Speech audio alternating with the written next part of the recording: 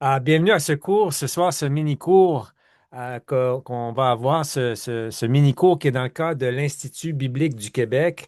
Et puis, j'aurai la chance de vous expliquer un peu mieux plus tard, finalement, c'est quoi l'Institut biblique du Québec. Mon nom, c'est David Martin, je suis le doyen académique. Et puis, mais c'est surtout vous, en fait, que nous voulons honorer aujourd'hui. Merci d'être ici. Je sais qu'il y a des gens d'à peu près partout au Québec, même à l'extérieur du Québec, qui sont ici. Donc, je vous invite, normalement, le chat devrait fonctionner. Donc, je vous invite juste d'aller dans le chat peut-être, puis de juste nous dire votre nom et d'où vous venez. Donc, juste mentionner la ville rapidement pour vous présenter au reste du groupe. Comme ça va nous laisser savoir qui est là. Donc, votre nom, votre ville. Donc, on a Jacques Robitaille de Gaspé. On a Pierre de Saint-Jérôme, Guylaine du Nouveau-Brunswick. Oh, là, ça rentre, ça rentre. Jean-Claude de Rimouski, Sherbrooke, Rivière-du-Loup, Gatineau, Sherbrooke, Joliette, Timmins. Wow. Encore l'Ontario, Joliette, Val-d'Or, Chicoutimi. Oh, Burkina Faso. Il y en a un qui a battu le record là, au niveau de la distance. Châteauguay, Amos. Super, super. On a des gens du Centre évangélique de Shawinigan qui est là aussi. On a quelqu'un du Bénin. Ah, on a vraiment des gens de partout, hein? Incroyable. Je pense qu'on a des gens qui sont venus ici ce soir pour apprendre. Et puis Winnipeg, excellent. Deux autres personnes? Non, tout le monde a passé. Orlando, OK, OK.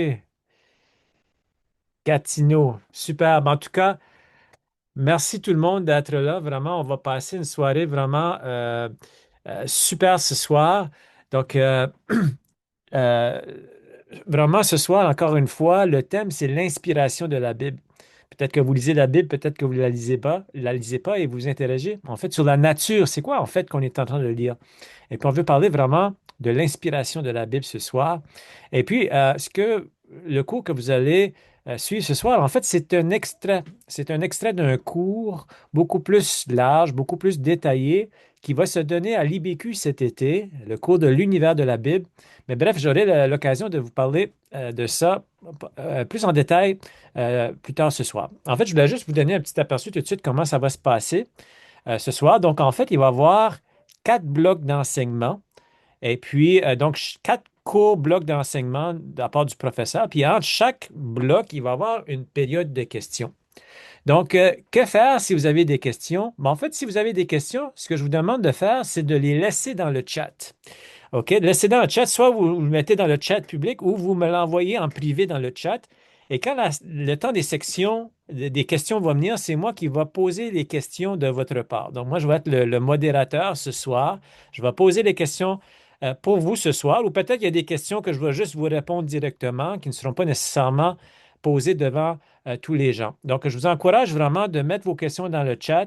Pas juste vos questions, si vous avez des commentaires, des réactions, vraiment, allez-y à profusion dans le chat. C'est votre façon vraiment de pouvoir interagir avec la matière qui va vous être présentée. Donc, ce soir, vos microphones sont désactivés. Ils vont rester désactivés euh, jusqu'à la fin de la réunion. En fait, le tout devrait se terminer là, vers 21 heures au plus tard.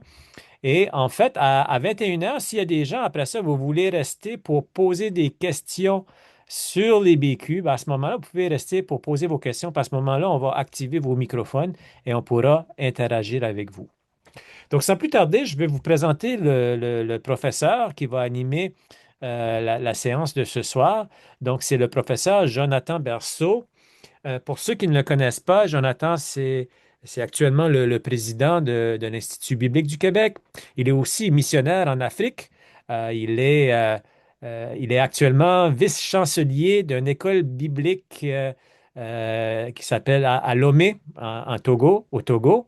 Et puis, donc, une de ses fonctions, c'est de gérer un programme de doctorat qui dessert pratiquement une grande partie de l'Afrique francophone en Afrique. Donc, vraiment, il est en charge d'un programme de doctorat. C'est un professeur de longue date à l'Institut biblique du Québec, titulaire d'un doctorat en théologie. On est vraiment honoré de l'avoir avec nous. C'est une personne qui a beaucoup de richesse dans son enseignement. Et puis, donc, je vous invite vraiment d'ouvrir grand vos cœurs à ce qu'il a à vous dire. Puis, j'aimerais qu'on puisse, avant que je lui donne la parole, qu'on puisse juste avoir un mot de prière ensemble.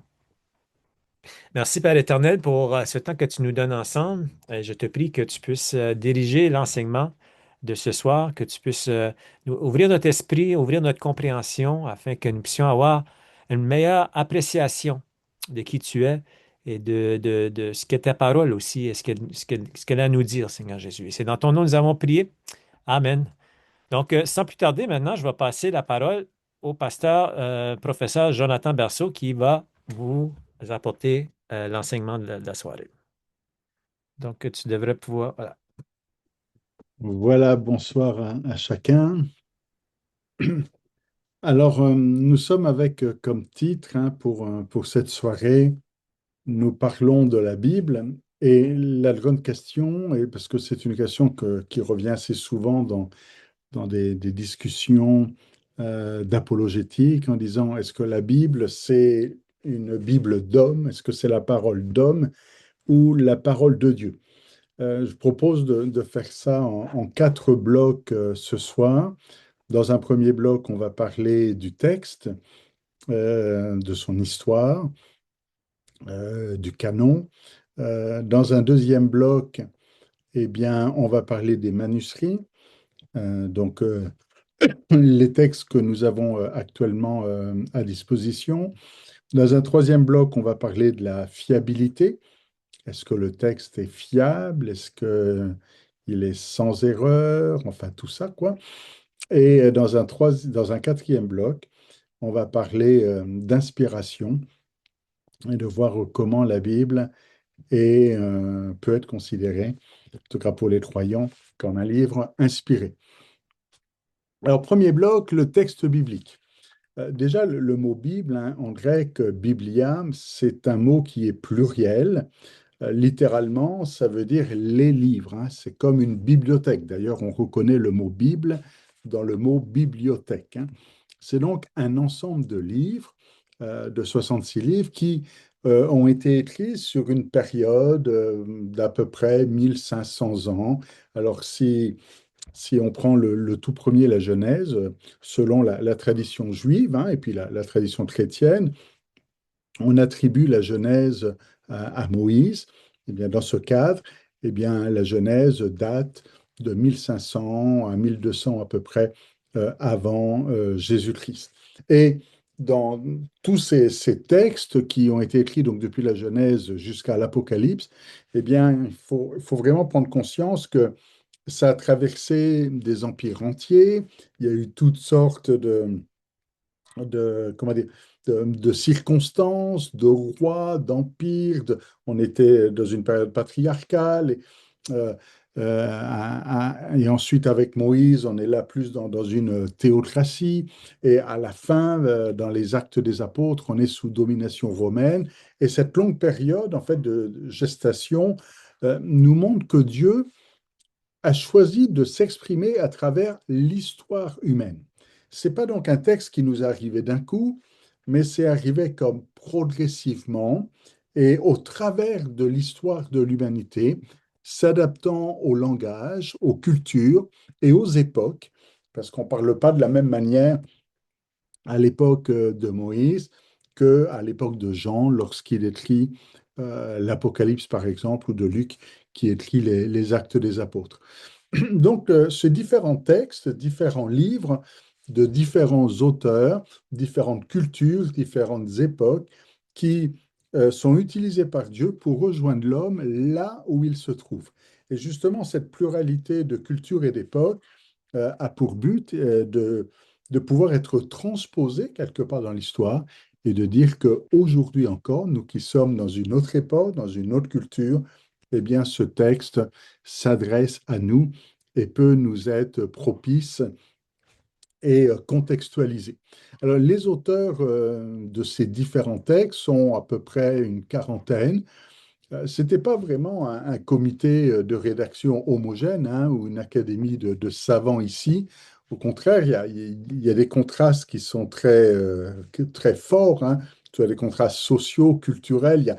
On a par exemple le roi Salomon qui, lui, va rédiger ses proverbes dans l'opulence de son palais. C'est un roi qui est servi, serviteur, et puis abondance. Et puis on a le prophète Amos qui est qu'un simple berger de Juda. Et là, lui, ben, il est là simplement en train de garder ses moutons. Ou encore l'apôtre Paul, un érudit qui a été formé au pied des plus grands maîtres et puis qui va donc écrire une bonne partie du Nouveau Testament. Mais malgré ces différences abyssales de classe sociale, de zone géographique, hein, on est en Asie, on est en Afrique, on est en Europe, hein, on est à peu près sur ces trois continents et différents siècles d'écart, le texte, et c'est ça qui est phénoménal dans la Bible, le texte contient une unité de message. C'est comme s'il y a une cohérence ici. On n'a pas 66 histoires, on a une histoire. On n'a pas 66 messages qui n'ont rien à voir ensemble, mais on a une unité. Et ce qui va unir un petit peu les différents textes de la Bible, c'est la rédemption de l'humanité, ou en d'autres termes, ce qu'on appelle en théologie l'histoire du salut. Hein, les Allemands vont appeler ça la Heilsgeschichte. Donc ici, l'histoire du salut. L'apôtre Pierre, lui, dans sa deuxième épître, va faire une déclaration qui nous marque encore aujourd'hui, hein, par rapport au texte. Il va dire, bien-aimé, ce n'est pas par une volonté humaine qu'une prophétie a jamais été apportée, mais c'est poussé par le Saint-Esprit que des hommes ont parlé de la part de Dieu. Et dans ce passage, on voit donc ici tout le paradoxe où Dieu se sert d'un homme qui, dans un langage humain, va apporter une parole divine poussée par le Saint-Esprit. On va développer ça un peu plus tard quand on sera dans le quatrième bloc, quand on va parler d'inspiration. Donc, on a différents textes. Mais maintenant, tous ces textes, euh, on les a gardés pour former la Bible. Mais comprenez qu'il y a bien plus de textes que les textes que nous avons. Quand vous lisez le livre des rois et des chroniques, on fait référence à d'autres textes. Cette histoire est aussi écrite dans tel livre ou dans tel autre livre. Donc, d'autres livres circulaient, d'autres livres existaient, mais certains ont été gardés pour former la Bible, d'autres n'ont pas été gardés. Peut-être pour piquer un petit peu votre curiosité ici, vous connaissez la première épître de Paul aux Corinthiens et la deuxième épître aux Corinthiens. Alors j'ai juste quelques visages devant moi là. Je ne sais pas si je vais pas voir la réaction de tout le monde, mais si je vous disais que la première aux Corinthiens, c'est pas la première. La première aux Corinthiens, c'est la deuxième. Et finalement, la deuxième, c'est la troisième. Parce que quand vous lisez la première aux Corinthiens, si vous faites attention, vous allez trouver cette petite phrase où l'apôtre Paul dit dans ma précédente lettre. Donc l'apôtre Paul, dans la première, dit qu'il a écrit une lettre avant. Donc il y a une première lettre, et ensuite il y a une deuxième, et ensuite il y a une troisième. Mais nous, dans notre Bible, celle qu'on appelle la première, bah, c'est peut-être la deuxième.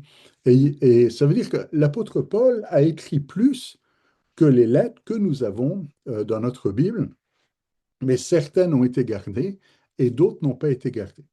Et c'est ça la grande question, c'est comment est-ce qu'on a constitué le canon, c'est-à-dire comment est-ce qu'on a sélectionné les différents textes pour les garder comme unité et qui ont formé la Bible. Alors, le canon de l'Ancien Testament, s'est formé assez vite, hein, ce qu'on appelle le canon. Littéralement, le canon, ça veut dire règle ou ça veut dire norme. Techniquement, le canon, c'est donc la liste des livres qui sont reconnus comme étant inspirés et comme faisant autorité dans la foi. Alors, le canon de l'Ancien Testament ne s'est pas formé en une seule fois, ça a été quelque chose de progressif.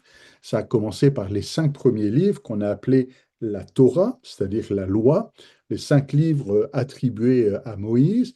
Et ça, bien avant le 5e siècle avant Jésus-Christ, on a valider ici ces 5 livres comme étant la Torah, et donc faisant partie, comment dire, étant un texte d'autorité suprême.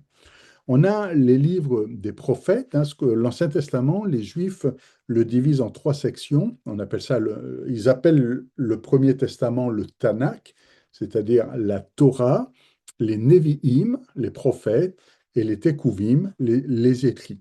Alors, parmi les prophètes, sachant que dans le canon juif, dans les prophètes, il y a Josué, il y a Juge, il y a Samuel, il y a Roi. Ça fait partie des prophètes. Nous, on met ça peut-être dans des livres historiques, mais pour eux, ça, c'est des livres prophétiques. Josué, Juge, Samuel, Roi, et les prophètes que nous connaissons. Et il y a là encore une reconnaissance progressive, hein. Euh, Certains vont être reconnus plus vite que d'autres. Et ça va être entre le 8e et 5e siècle avant Jésus-Christ que l'on va donc constituer cette liste de prophètes qui constituent le Premier Testament. Et ensuite, on a ce qu'on appelle les Ketuvim, c'est-à-dire les autres textes, les écrits, à savoir les psaumes, les proverbes, Daniel, etc. Et ça, la reconnaissance va être un peu plus tardive. Mais donc, au temps de l'Évangile, ces livres sont déjà sélectionnés, sont déjà reconnus. Il y a donc un canon ici de la Bible juive qui comprend 24 livres dans le canon hébraïque, c'est parce qu'il y a des livres qui sont ensemble, comme Samuel, c'est qu'un seul livre, et nous, on va avoir un et deux Samuel. Donc, nous, dans notre Bible, le Premier Testament, on a donc 39 livres ici, du moins dans nos Bibles protestantes. Parce que il y a la question des livres deutérocanoniques, ou des livres apocryphes, c'est la même chose, hein, c'est le même mot, que ça veut dire la même chose. Deutérocanonique, littéralement, en dehors du canon, à côté du canon. Le canon, hein, c'est la règle, c'est la liste des livres que l'on reconnaît comme étant sacrés, comme étant inspirés. Alors, on a des livres deutérocanoniques qui sont dans la Septante. Alors, je regarde l'heure là, il faut que je fasse attention au temps. La Septante, en fait, c'est la traduction de la Bible hébraïque en grec. Ça s'est produit à peu près 150 ans avant Jésus-Christ. Et quand on a traduit donc les livres du canon hébraïque, et on les a traduits en grec. Mais dans la traduction de la Septante, on va trouver plusieurs livres deutéro-canoniques, comme par exemple Judith, Tobit, Cantique de Salomon. Donc quelques livres comme ça ici qui vont être présents dans la Septante, mais qui ne sont pas considérés dans le canon biblique. Même chez les catholiques, hein, qui vont avoir les livres apocryphes dans la Bible de Jérusalem, par exemple, ils vont néanmoins reconnaître que ce n'est pas le même statut, qu'il y a les livres canoniques et les livres qui sont à côté du canon. Donc, même si c'est dans leur Bible, ça reste des livres deutérocanoniques, c'est-à-dire des livres apocryphes, des livres en dehors du canon, c'est-à-dire que les églises n'ont pas validé ou accepté. Les psaumes, par exemple, c'est intéressant. Nous, on a 150 psaumes, hein, c'est ça, dans notre Bible. Si vous allez dans une Bible catholique, vous aurez 151 psaumes. Et si vous allez dans une Bible orthodoxe, vous en aurez 152. Alors, si ça vous intéresse de lire le psaume 151 ou le psaume 152, il va falloir trouver une Bible catholique ou une Bible orthodoxe. Donc, qu'est-ce qui a fait que certains livres ont été considérés comme inspirés et d'autres n'ont pas été considérés comme inspirés? Ben, c'est un témoignage en fait des communautés, que ce soit les communautés juives de l'Ancien Testament ou dans le Nouveau Testament, c'est la même chose. Quand un texte a circulé, quand l'apôtre Paul écrit une lettre, à un moment donné, on dit, ah, et cette lettre est bonne, il faut que mes voisins puissent la lire et on va la transmettre à une autre église ou on va en faire une copie et on va dire, il faut que tu lises ça. Et cette lettre, comme ça, va dire, ben, on reconnaît qu'il y a quelque chose de spécial, hein, dans cette lettre-là, qu'il y a une inspiration. Et c'est en fait la communauté qui va trier quelque part les lettres qu'il faut garder et les lettres qu'il ne faut pas garder. Parce que peut-être qu'il y a certaines lettres qui étaient très personnelles. On parlait tout à l'heure de la première aux Corinthiens que l'on n'a pas dans notre Bible. Si on considère que la première, c'est la deuxième, on va dire, mais qu'est-ce qu'il y avait dans la première? Bah, franchement, si on ne l'a pas aujourd'hui, c'est que ce n'était pas intéressant de l'avoir. C'était peut-être quelque chose de très contextuel, de très personnel. L'apôtre Paul disait peut-être, j'arrive telle date à telle heure, je veux préparer-moi une place dans telle maison. Bon, ce n'est pas le genre d'information dont on a forcément besoin aujourd'hui encore, ou qui font partie de l'histoire du salut. Alors peut-être qu'on pourrait se poser ces questions. Qu'est-ce qui va faire en sorte que l'on va garder certaines lettres et que on va, ou certains ouvrages et qu'on ne va pas garder d'autres? Il faut comprendre que quand l'apôtre Paul écrit ses épîtres, il ne sait pas qu'il est en train d'écrire la Bible, hein. L'apôtre Paul, quand il écrit l'épître aux Romains, il ne se dit pas, je suis en train d'écrire la Bible et puis dans quelques milliers d'années, au Québec, ils vont lire mon texte. Non, il écrit aux Romains. Quand il écrit à Tite, il écrit à Tite ou à Timothée. Il n'est pas en train d'écrire ici la Bible, il écrit juste une lettre qui va être conservée, va être recopiée, va être dupliquée et à un moment donné va être intégrée à l'intérieur du canon en disant ben, ce texte, on reconnaît qu'il est inspiré et qu'il est utile pour notre communauté. Donc, c'est les communautés qui ont sélectionné et gardé certains ouvrages et ont rejeté peut-être d'autres ouvrages. Alors, par rapport aux critères de reconnaissance, un des premiers critères, ça a été l'apostolicité. En d'autres termes, qui a écrit? Vous savez, c'est un petit peu cette déclaration dans les Actes des Apôtres, ils persévéraient dans l'enseignement des apôtres. Donc on disait, est-ce que ça vient d'un apôtre? Si ça venait de quelqu'un qui était déconnecté un petit peu du message des apôtres, on va dire, bon, on ne veut pas garder ce genre d'écrit, on veut rester avec le message le plus authentique et le plus près de l'enseignement de Jésus-Christ. Et c'est pour ça qu'on reste avec le message apostolique. Au niveau des évangiles, Matthieu était un apôtre, Jean était un apôtre, Marc, est-ce que Marc était apôtre? Alors, Marc, il ne fait pas partie des 12. Mais on a considéré que son texte était apostolique, étant quelque part sous l'autorité apostolique de Pierre. Et on considère en effet que dans l'évangile de Marc ici, on a la version pétrinienne de l'évangile et que Marc, quelque part, met par écrit l'évangile que Pierre pouvait peut-être raconter. Marc était au départ une histoire orale qui a été ensuite été mis par écrit. Et même chose avec Luc. Luc ne fait pas partie des 12. Et pourtant, on a gardé l'évangile selon Luc, étant sous l'autorité apostolique de Paul cette fois-ci, parce que Luc, on le voit dans les Actes des Apôtres, fait partie des compagnons de voyage de l'apôtre Paul. Même dans une épître, Paul va dire notre bien-aimé Luc, le médecin. Et donc, Luc ici est sous couvert apostolique, c'est-à-dire ce qu'il est en train de, de, de témoigner ou d'enseigner est sous l'autorité apostolique de Paul. Donc on reste ici avec une autorité apostolique, on le comprend ensuite avec les autres auteurs du Nouveau Testament, hein, que ce soit Jacques, que ce soit Pierre, évidemment.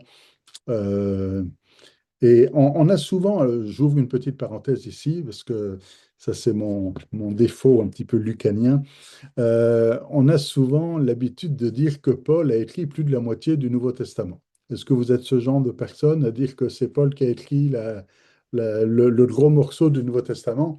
Alors j'allais dire oui et non. Peut-être oui si vous comptez en nombre de livres. En disant oui, si vous comptez le nombre de livres du Nouveau Testament, c'est Paul qui en a écrit le plus par rapport aux autres. Mais si vous comptez en nombre de mots ou en nombre de versets, en fait, c'est Luc qui en a écrit le plus. Parce que l'évangile de Luc plus les actes des apôtres, ça fait plus de versets que tout ce que Paul a écrit. Donc ça, c'est mon côté un petit peu, moi j'aime bien défendre la cause de Luc et de dire Luc, c'est peut-être l'auteur le plus influent du Nouveau Testament, en tout cas. Il fait partie de l'équipe de Paul, donc ils fonctionnent ensemble. Donc, une autorité apostolique, on va aussi regarder le côté orthodoxe, l'orthodoxie, c'est-à-dire la conformité à l'enseignement reçu. Il ne faut pas ici avoir un texte qui va dire le contraire de l'enseignement qui a été reçu, transmis, l'enseignement de Jésus-Christ, évidemment. Ensuite, on va regarder l'usage ecclésial en disant, est-ce que ce texte peut être utile dans l'Église? Est-ce que ce texte, si j'ai reçu une épître de Paul, une lettre de Paul, est-ce que cette lettre peut être utile pour d'autres personnes? Et enfin, une inspiration reconnue et reconnaître qu'ici, il y a dans ce texte une inspiration. Alors, évidemment, ça va prendre du temps. À partir du deuxième siècle, il y a de nombreux écrits qui commencent à circuler. Certains vont être contestés, certains vont dire qu'il ne faut pas garder l'épître aux Hébreux, et d'autres vont dire qu'il ne faut pas garder l'Apocalypse. Et il va y avoir discussion. Il va falloir à un moment donné qu'il y ait un vote, et finalement, l'Apocalypse va rester dans le canon, mais le vote est passé, j'allais presque dire, de justesse. Est-ce que ça veut dire qu'il ne faut pas de l'Apocalypse ici? Maintenant, on pourra en discuter c'est ça, on pourra continuer à discuter.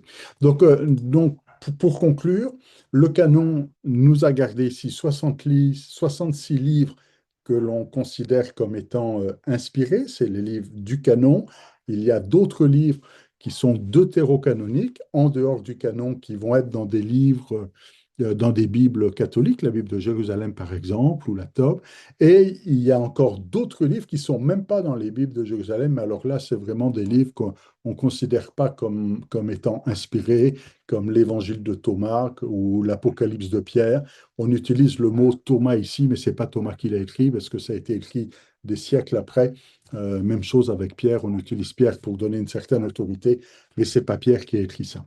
Donc on a dans l'histoire de l'Église assez tôt une constitution du canon, de certains canons qui progressivement, jusqu'à arriver à un bloc ici qui est resté le consensus, où on a gardé les 66 livres qui forment notre Bible actuelle. David, je suis à 21 minutes, alors je te rends la parole. Super. Excellent. Merci beaucoup. Très intéressant.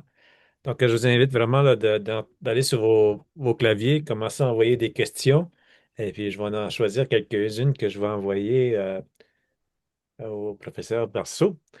Euh, donc, quelqu'un pose la question ici. Ben, il y a eu des changements dans le canon, en fait, au fil du temps. Ça a évolué et tout ça. Donc, avec tous ces changements qui ont eu lieu, comment on peut savoir que la Bible est véritablement un livre saint, si ça a bougé comme ça?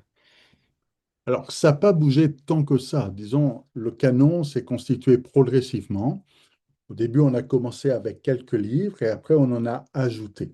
Hein, on n'a pas commencé avec un canon et puis après quelque chose qui n'avait plus rien à voir et puis on passe de choses complètement différentes. Non, non, c'est plutôt parti au début. Au début, on avait juste un recueil avec quelques évangiles et puis peut-être les actes et puis quelques épîtres de Pierre. Puis après, on a rajouté de Paul. Puis après, on a rajouté d'autres écrits.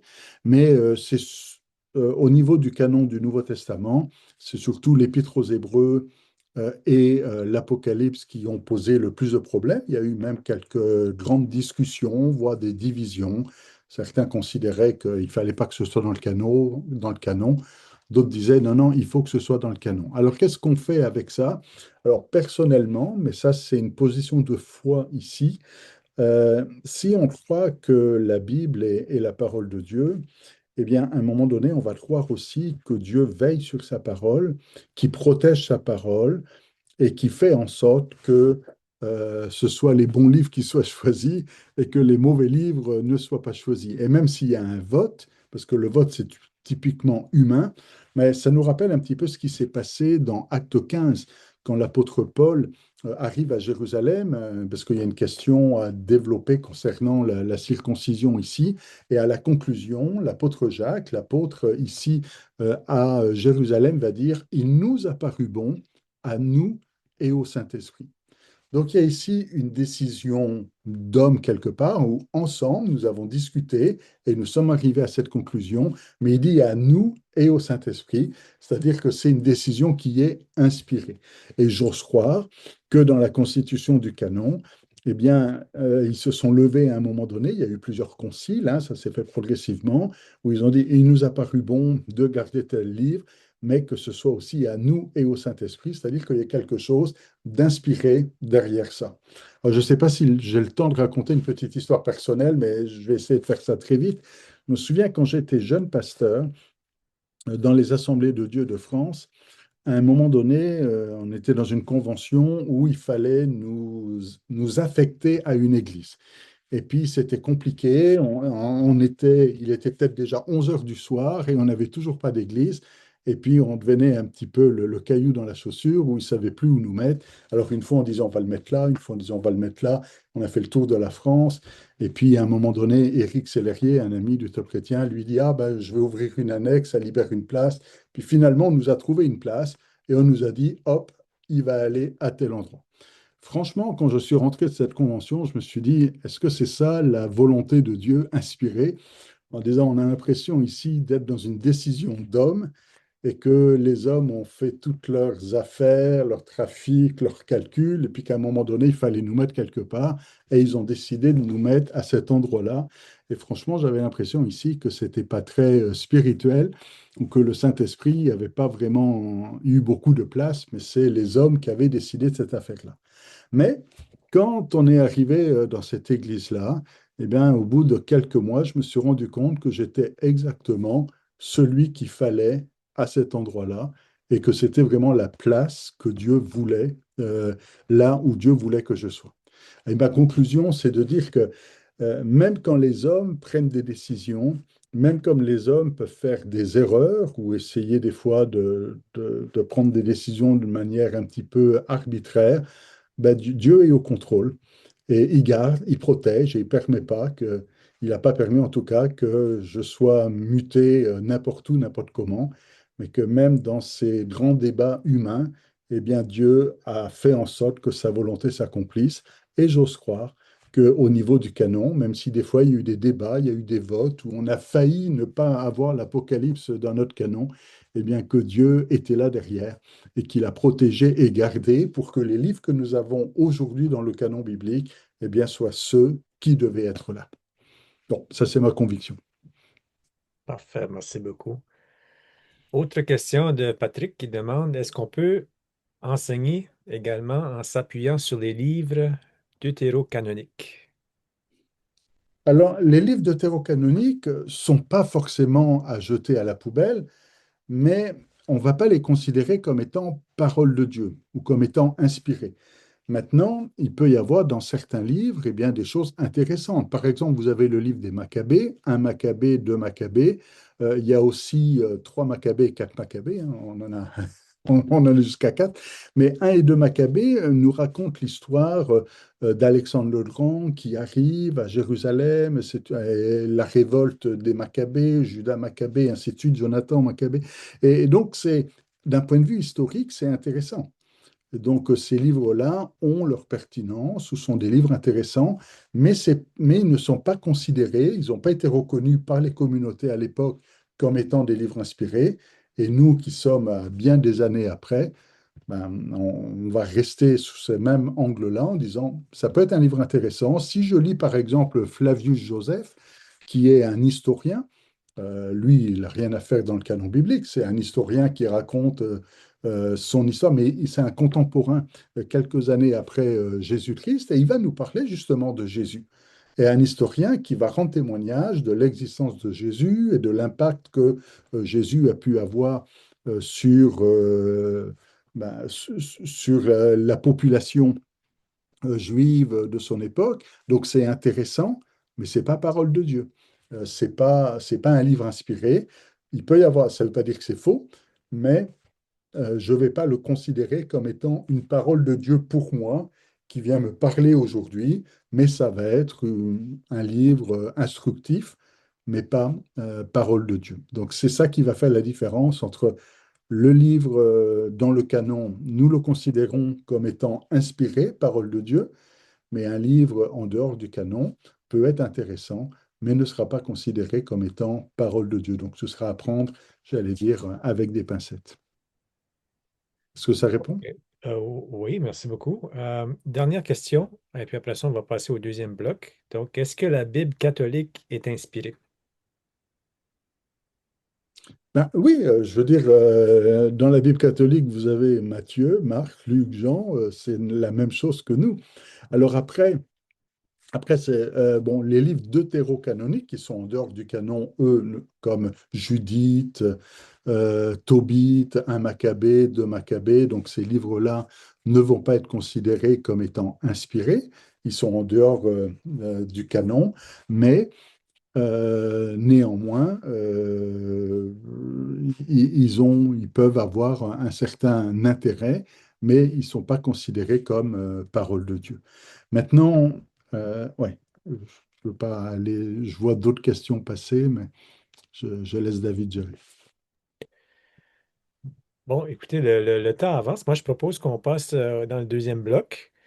Et puis, je vais continuer d'interagir avec vous, là, pour ceux qui ont mis des questions dans le chat. Et puis, on va essayer de trouver des réponses ensemble. Alors, dans le deuxième bloc, on va parler des manuscrits. Donc, la Bible que nous avons aujourd'hui, on va dire, on va aller chercher l'original. Ce qui est assez compliqué, c'est qu'on n'a pas d'original. Si on dit oui, mais il suffit d'aller vérifier le texte que Paul a écrit. Le problème, c'est que le texte que Paul a écrit avec sa propre plume, on l'a plus. Les textes que nous avons, ce sont des copies. Une copie d'une copie, et des fois même, c'est la copie d'une copie d'une copie d'une copie. Et donc, quand on dit on retourne dans les textes originaux parce qu'on est dans le grec ou dans l'hébreu, oui, on va avoir des textes en grec, on va avoir des textes en hébreu, on va avoir des textes en araméen, mais c'est pas le papier ce que Paul, hein, le parchemin que Paul a écrit ou tel autre auteur ou tel autre auteur. Donc, on n'a que des copies. Alors là, on arrive avec cette critique hein, que l'on entend assez souvent en disant, ben, puisque la Bible a été copiée, est-ce qu'elle a pu être falsifiée? Est-ce qu'elle a pu être trafiquée? Est-ce qu'on a pu, avec le temps comme ça, eh bien, finalement, détériorer le message? Alors, il y a une découverte qui a été phénoménale au siècle passé, vous en avez certainement entendu parler. En 1947, eh bien, c'est la découverte des manuscrits de la mer Morte. Les manuscrits de la mer Morte étaient donc dans une grotte ici autour de la mer Morte en Israël, à Qumran, et dans une grotte qu'on a découverte par hasard. Hein. C'est un jeune berger qui était à la recherche d'un animal perdu. Il a entendu une petite pierre tomber, puis il y a eu un bruit différent parce que c'est comme un pot qui se brisait. Et là, on a découvert des manuscrits. Il faut comprendre que dans cette région-là, on est dans un pays qui est très sec. Donc, les parchemins, les manuscrits se conservent très facilement parce que c'est quand il y a de l'humidité que ça va se détériorer. Et on a trouvé ici donc des vieux manuscrits datant à peu près de 200 avant Jésus-Christ. Je veux dire, bon, bah, 200 avant Jésus-Christ, pour un texte de Moïse ou un texte de l'Ancien Testament, c'est quand même pas si proche que ça, mais néanmoins, ça paraît fou, mais avant 1947, le texte que l'on avait le plus ancien pour l'Ancien Testament était un texte qui datait du 9e siècle. Après Jésus-Christ. Vous allez dire, mais alors, on n'avait pas de vieux textes hébreux. Non, on avait des copies, de copies, de copies, parce que dans la culture sémitique, quand un manuscrit commence à se détériorer, eh bien, on en fait une copie et puis on détruit ce manuscrit-là. Donc, en fait, le texte de l'Ancien Testament que l'on avait en 1945, le texte de l'Ancien Testament qu'on avait en 1945, c'était ce qu'on appelait le texte massorétique, des Massorètes qui avaient gardé ce texte-là, datait à peu près du 9e siècle, 10e siècle après Jésus-Christ. Alors imaginez, on avait un texte du 9e siècle et là maintenant on découvre des textes de 200 ans avant Jésus-Christ. C'est-à-dire, il y a 1100 années de différence entre le texte de Qumran et le texte en hébreu que l'on avait jusqu'à présent. Et en comparant, évidemment, les deux versions que l'on avait, c'est ça qui était phénoménal, c'est qu'on s'est rendu compte que c'était le même texte et qu'il n'y avait pas d'erreur entre ce texte de 200 ans avant Jésus-Christ et ce texte de 900 ans après Jésus-Christ. Alors ça a été phénoménal parce que c'est venu mettre beaucoup de poids et de fiabilité et de conviction et de certitude en disant, ben, le texte hébreu que l'on a est un texte qui est fiable et on a trouvé un texte, on est remonté de 1100 années et on avait exactement le même texte. Et évidemment, quand on va vérifier comment les Hébreux s'y prennent pour recopier le texte, on comprend qu'ils prenaient beaucoup de, comment dire, ils avaient des règles très précises pour éviter justement les erreurs de copie. À chaque fois qu'ils faisaient une page, par exemple, dans certains cas, ils allaient faire la somme de toutes les lettres et mettre le résultat en bas de la page. Et quand on faisait la copie, on refaisait la somme de toutes les lettres. Et si on s'était trompé d'une lettre quelque part, eh bien, c'était plus la même somme, on n'arrivait pas au même résultat. Donc, il y avait une erreur sur la copie. On détruisait la feuille et on recommençait. Donc, il y avait beaucoup de petites règles comme ça qui ont fait en sorte que les erreurs de copie étaient quasiment impossibles. Et donc, dans les textes de l'Ancien Testament, on a très peu de différences de copie et des différences comme ça entre les manuscrits hébraïques. Maintenant, concernant les textes du Nouveau Testament. Concernant les textes du Nouveau Testament, on a là encore énormément de textes, puisqu'on est en à peu près 25 000 manuscrits. Alors comprenez que quand on dit 25 000, des fois ça peut être un morceau où on a 5 lignes, des fois ça va être un morceau où on va avoir plusieurs chapitres. J'ai eu la chance de voir un des plus vieux manuscrits de l'Évangile de Jean dans une bibliothèque à Genève. Et là, vous êtes en face d'un manuscrit, mais vous n'avez pas tout l'Évangile, mais vous avez quelques chapitres. Et donc, vous avez comme ça un morceau par là, un morceau par-ci. Et puis, à la fin, ben, vous avez ce qu'on appelle un codex. Un codex, là, c'est par contre la Bible au complet. Et on a à peu près 25 000 manuscrits. 25 000, c'est énorme. Il faut comprendre que quand on regarde aujourd'hui, par exemple, les œuvres de Homère ou de Platon, ou quand on parle de la guerre des Gaules de Jules César, personne ne remet en cause ces manuscrits-là ou ces copies-là. Pourtant, il n'y a que 3 ou 4 copies. Et là, on a 25 000 copies en ce qui concerne le Nouveau Testament. Donc, la- le nombre de copies amène une certaine fiabilité, parce qu'on dit on a quand même toutes ces copies qui ont à peu près le même message. Je dis à peu près le même message parce que on a aussi quelques variantes. Donc des fois, d'un manuscrit à l'autre, il peut y avoir quelques différences.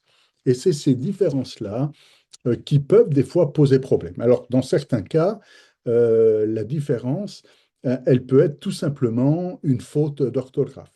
Quand on recopie en grec, on n'avait pas les mêmes règles que quand on recopiait en hébreu, hein. Quand on recopiait en hébreu, c'était très strict et on pouvait quasiment ne pas faire d'erreur. Ceux qui recopiaient en grec, c'était un peu moins strict. Il y avait par exemple des scriptariums où il y avait un moine qui allait lire le texte à haute voix et il y avait peut-être une dizaine de moines ici qui allaient recopier le texte qui était lu à haute voix. Et ça faisait c'était leur polycopieuse de l'époque et on pouvait faire comme ça 10 copies d'un coup. Mais on a par exemple une critique textuelle, une variante dans Romains chapitre 5, verset 1er où on a ce texte qui dit, ayant été justifiés avec Dieu, nous avons maintenant.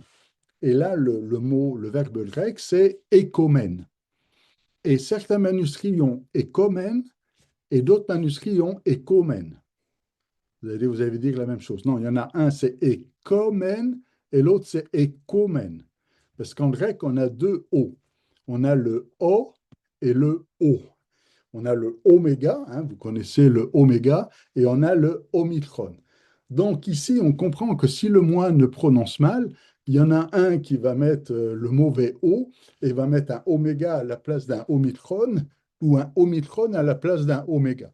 On va dire, bon, bah, s'il fait une faute d'orthographe, ça se voit tout de suite.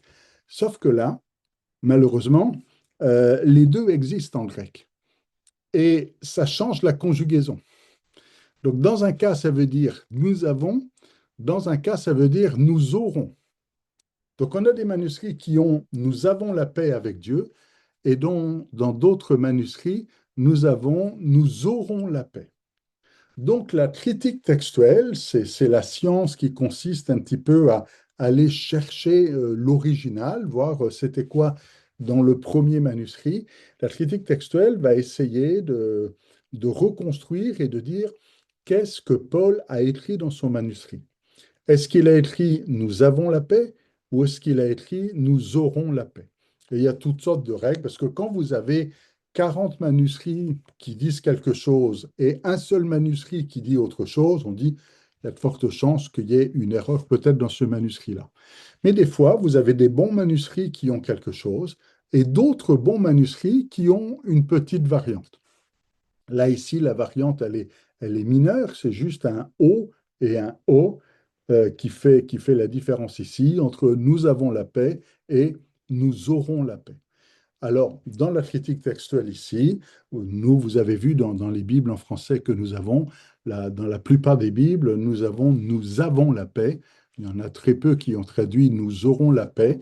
Ça veut dire qu'on a considéré, quand on a fait la traduction, que le bon manuscrit, c'était nous avons la paix et que le nous aurons la paix est plus une erreur qu'autre chose. Parce que ça ne peut pas être les deux. Paul, il n'a pas pu écrire les deux. Soit il a écrit l'un, soit il a écrit l'autre. Alors, je vais vous donner un autre exemple qui va, j'espère que je ne vais pas trop en bousculer, mais vous savez, des fois, c'est comme ça que ça fonctionne dans un cours biblique à l'Institut biblique du Québec, hein. On va en profondeur et il faut être prêt à poser des questions difficiles. Quand on va dans Jean chapitre 5, verset 4, vous savez, c'est cette histoire où il y a la piscine de Bethesda. Et là, il nous est dit dans Jean chapitre 5, verset 4, eh bien, je vais l'afficher ici, Jean 5, 4, il nous est dit que... Ah, c'est que je n'ai pas la bonne Bible, je vais aller prendre, je vais aller prendre une Bible, voilà. Euh, Jean 5, 4, il nous dit, là, il y avait des paralytiques qui attendaient le mouvement de l'eau. Où est passée ma Bible? Elle est là, pardon.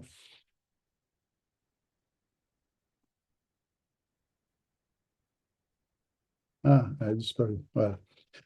Qui attendait le mouvement de l'eau, car un ange descendait de temps en temps dans la piscine et agitait l'eau, et celui qui est descendu le premier. Donc ici, l'histoire de l'ange qui descend de temps en temps dans la piscine, eh bien, ce verset-là est absent de certains manuscrits. Et si vous avez une Bible Semeur, par exemple, ben vous allez voir que dans votre Bible Semeur, il n'y a pas de verset 4. Vous avez le verset 3, et après le verset 3, vous avez le verset 5. Et c'est comme s'il manque un verset. Et pourquoi? Parce que la Bible Sommer a considéré que ce verset-là n'est pas original. Alors certains vont dire, parce que la grande question c'est, est-ce que Jean a écrit ce verset et quelqu'un l'a enlevé dans certains manuscrits? Vous allez dire, ah bon, ils ont pu enlever? Ben, si quelqu'un considère que ce verset ne devait pas être là, ben, il l'a enlevé. Ou alors, pire encore, quelqu'un l'a rajouté. Jean ne l'a pas écrit, mais quelqu'un l'a rajouté. Donc, il n'y a que deux options possibles. Soit Jean a écrit le verset 4 et dans certains manuscrits, on a décidé de l'enlever, soit Jean n'a pas écrit ce verset 4 et dans certains manuscrits, on a décidé de le rajouter pour qu'on comprenne pourquoi il y avait des gens comme ça qui étaient au bord de la piscine.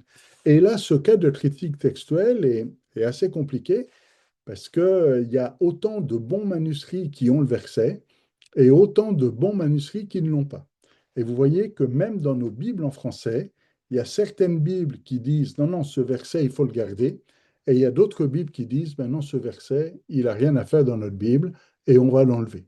Donc, ce n'est pas qu'il y a la Bible Semeur qui est une mauvaise Bible et qui a décidé de trafiquer la Bible, c'est que juste, ils se sont basés sur certains manuscrits, les manuscrits qui n'ont pas ce verset, alors que d'autres ont considéré que c'est les manuscrits qui ont le verset qui est le plus près de Jean, c'est-à-dire qu'est-ce que Jean a écrit?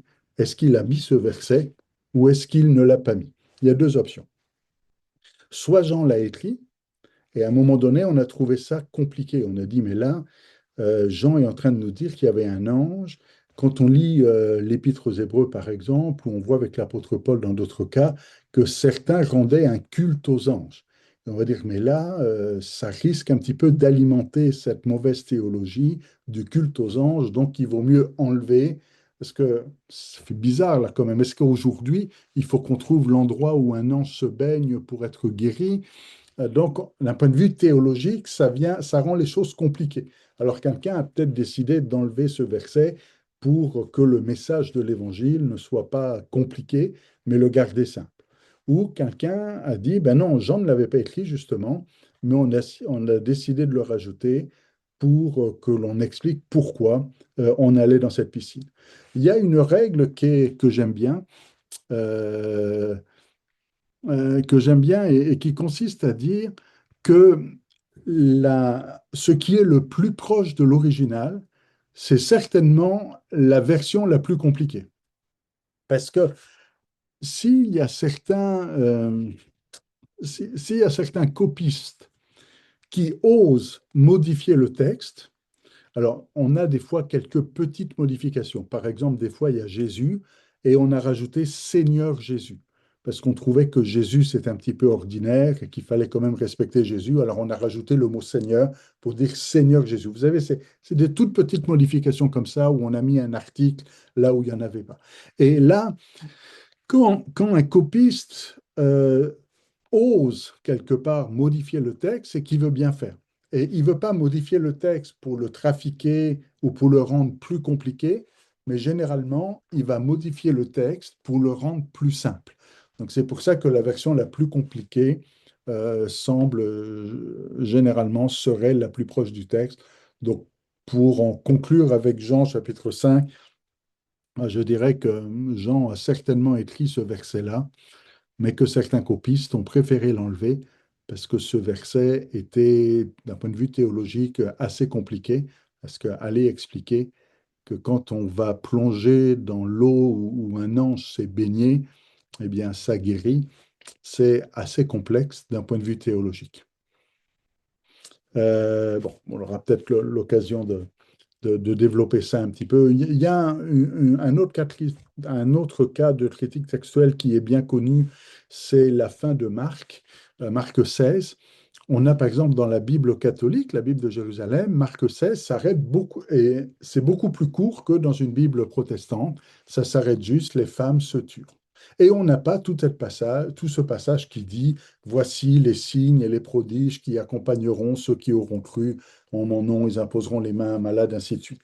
Alors, certains textes, certains manuscrits ont la version courte, d'autres manuscrits ont la version longue. Là encore, on a deux cas de figure. Soit Marc l'a écrit et quelqu'un a décidé de l'enlever, soit Marc ne l'a pas écrit et quelqu'un a décidé de le rajouter.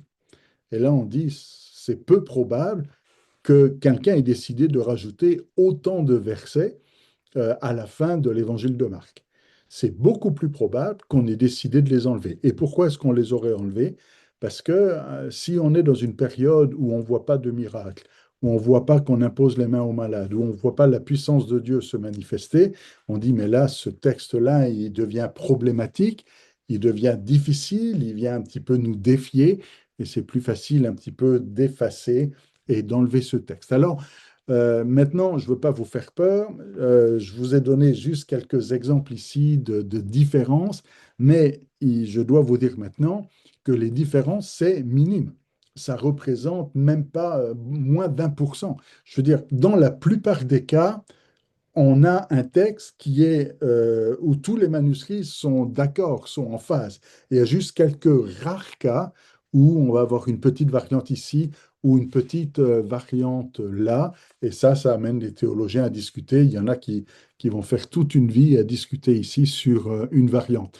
Mais c'est pour vous dire que les manuscrits que l'on a, eh bien, sont juste des copies et que dans certains cas, parce que c'est une copie, eh bien, il faut essayer d'aller rechercher l'original et trouver ce qu'il y a derrière l'original. Maintenant, la parole de Dieu, elle, elle est fiable. Elle n'a pas d'erreur. La parole de Dieu, mais quand on a un texte en hébreu ou un texte en grec devant nous et que c'est une copie d'une copie d'une copie, eh bien, euh, il faut pouvoir des fois être capable d'identifier, de réfléchir et de dire ben, quel était le mot qui était utilisé dans le texte du départ si j'ai quelques variantes d'une copie à l'autre. Mais ça reste quand même mineur.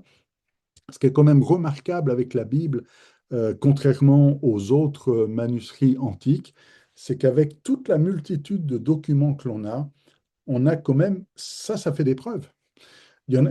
On peut avoir le regard sur les petites variantes en disant, mais vous voyez bien, avec ces variantes, le texte est trafiqué, le texte est abîmé. Oui, il y a eu quelques petites modifications par-ci, par-là, mais ça n'a pas changé la théologie, ça n'a pas changé de grand-chose. On n'est pas passé avec un évangile qui dit que Jésus sauve et un autre évangile qui dit que Jésus il fait tout à fait autre chose. C'est vraiment des petites variantes qui ne changent pas la doctrine et qui ne changent pas la théologie ici. Et ces petites variantes, elles sont mineures parce qu'il faut plutôt avoir le regard sur tout ce qui est identique et que tous ces manuscrits disent la même chose et arrivent au même message, un message cohérent, un message unifiant qui nous donne justement la possibilité de dire aujourd'hui encore, le texte que j'ai est solide, il est fiable, il est crédible, même si ça a été écrit il y a longtemps, eh bien le texte que j'ai aujourd'hui devant les yeux, c'est un texte solide. Les plus vieux manuscrits que l'on a vont dater à peu près du troisième siècle, on va dire. Donc, on a quand même de vieux manuscrits ici qui sont fiables et solides et qui, moi personnellement, plus j'étudie un petit peu ces manuscrits, plus ça arrive à cette conclusion. La Bible est fiable, le texte que l'on a est fiable parce qu'on a beaucoup de manuscrits et ces manuscrits ici confirment la fiabilité des Écritures. Bon, je vais m'arrêter là pour le texte parce que je suis arrivé au bout du compteur. De mon côté suisse, je reste à la minute près, David. OK. C'est là qu'ils font les montres en Suisse, hein. Envoyez-moi les questions, si vous avez des questions. Euh, il y a des questions, en fait, sur les versions de la Bible, les traductions, les différentes traductions qui sont en circulation. Est-ce que tu vas parler de ça un peu plus tard, Jonathan, ou on plonge là-dedans tout de suite? Sur les traductions, Oui. oui, on peut en parler là parce que c'est pas prévu d'en parler ailleurs.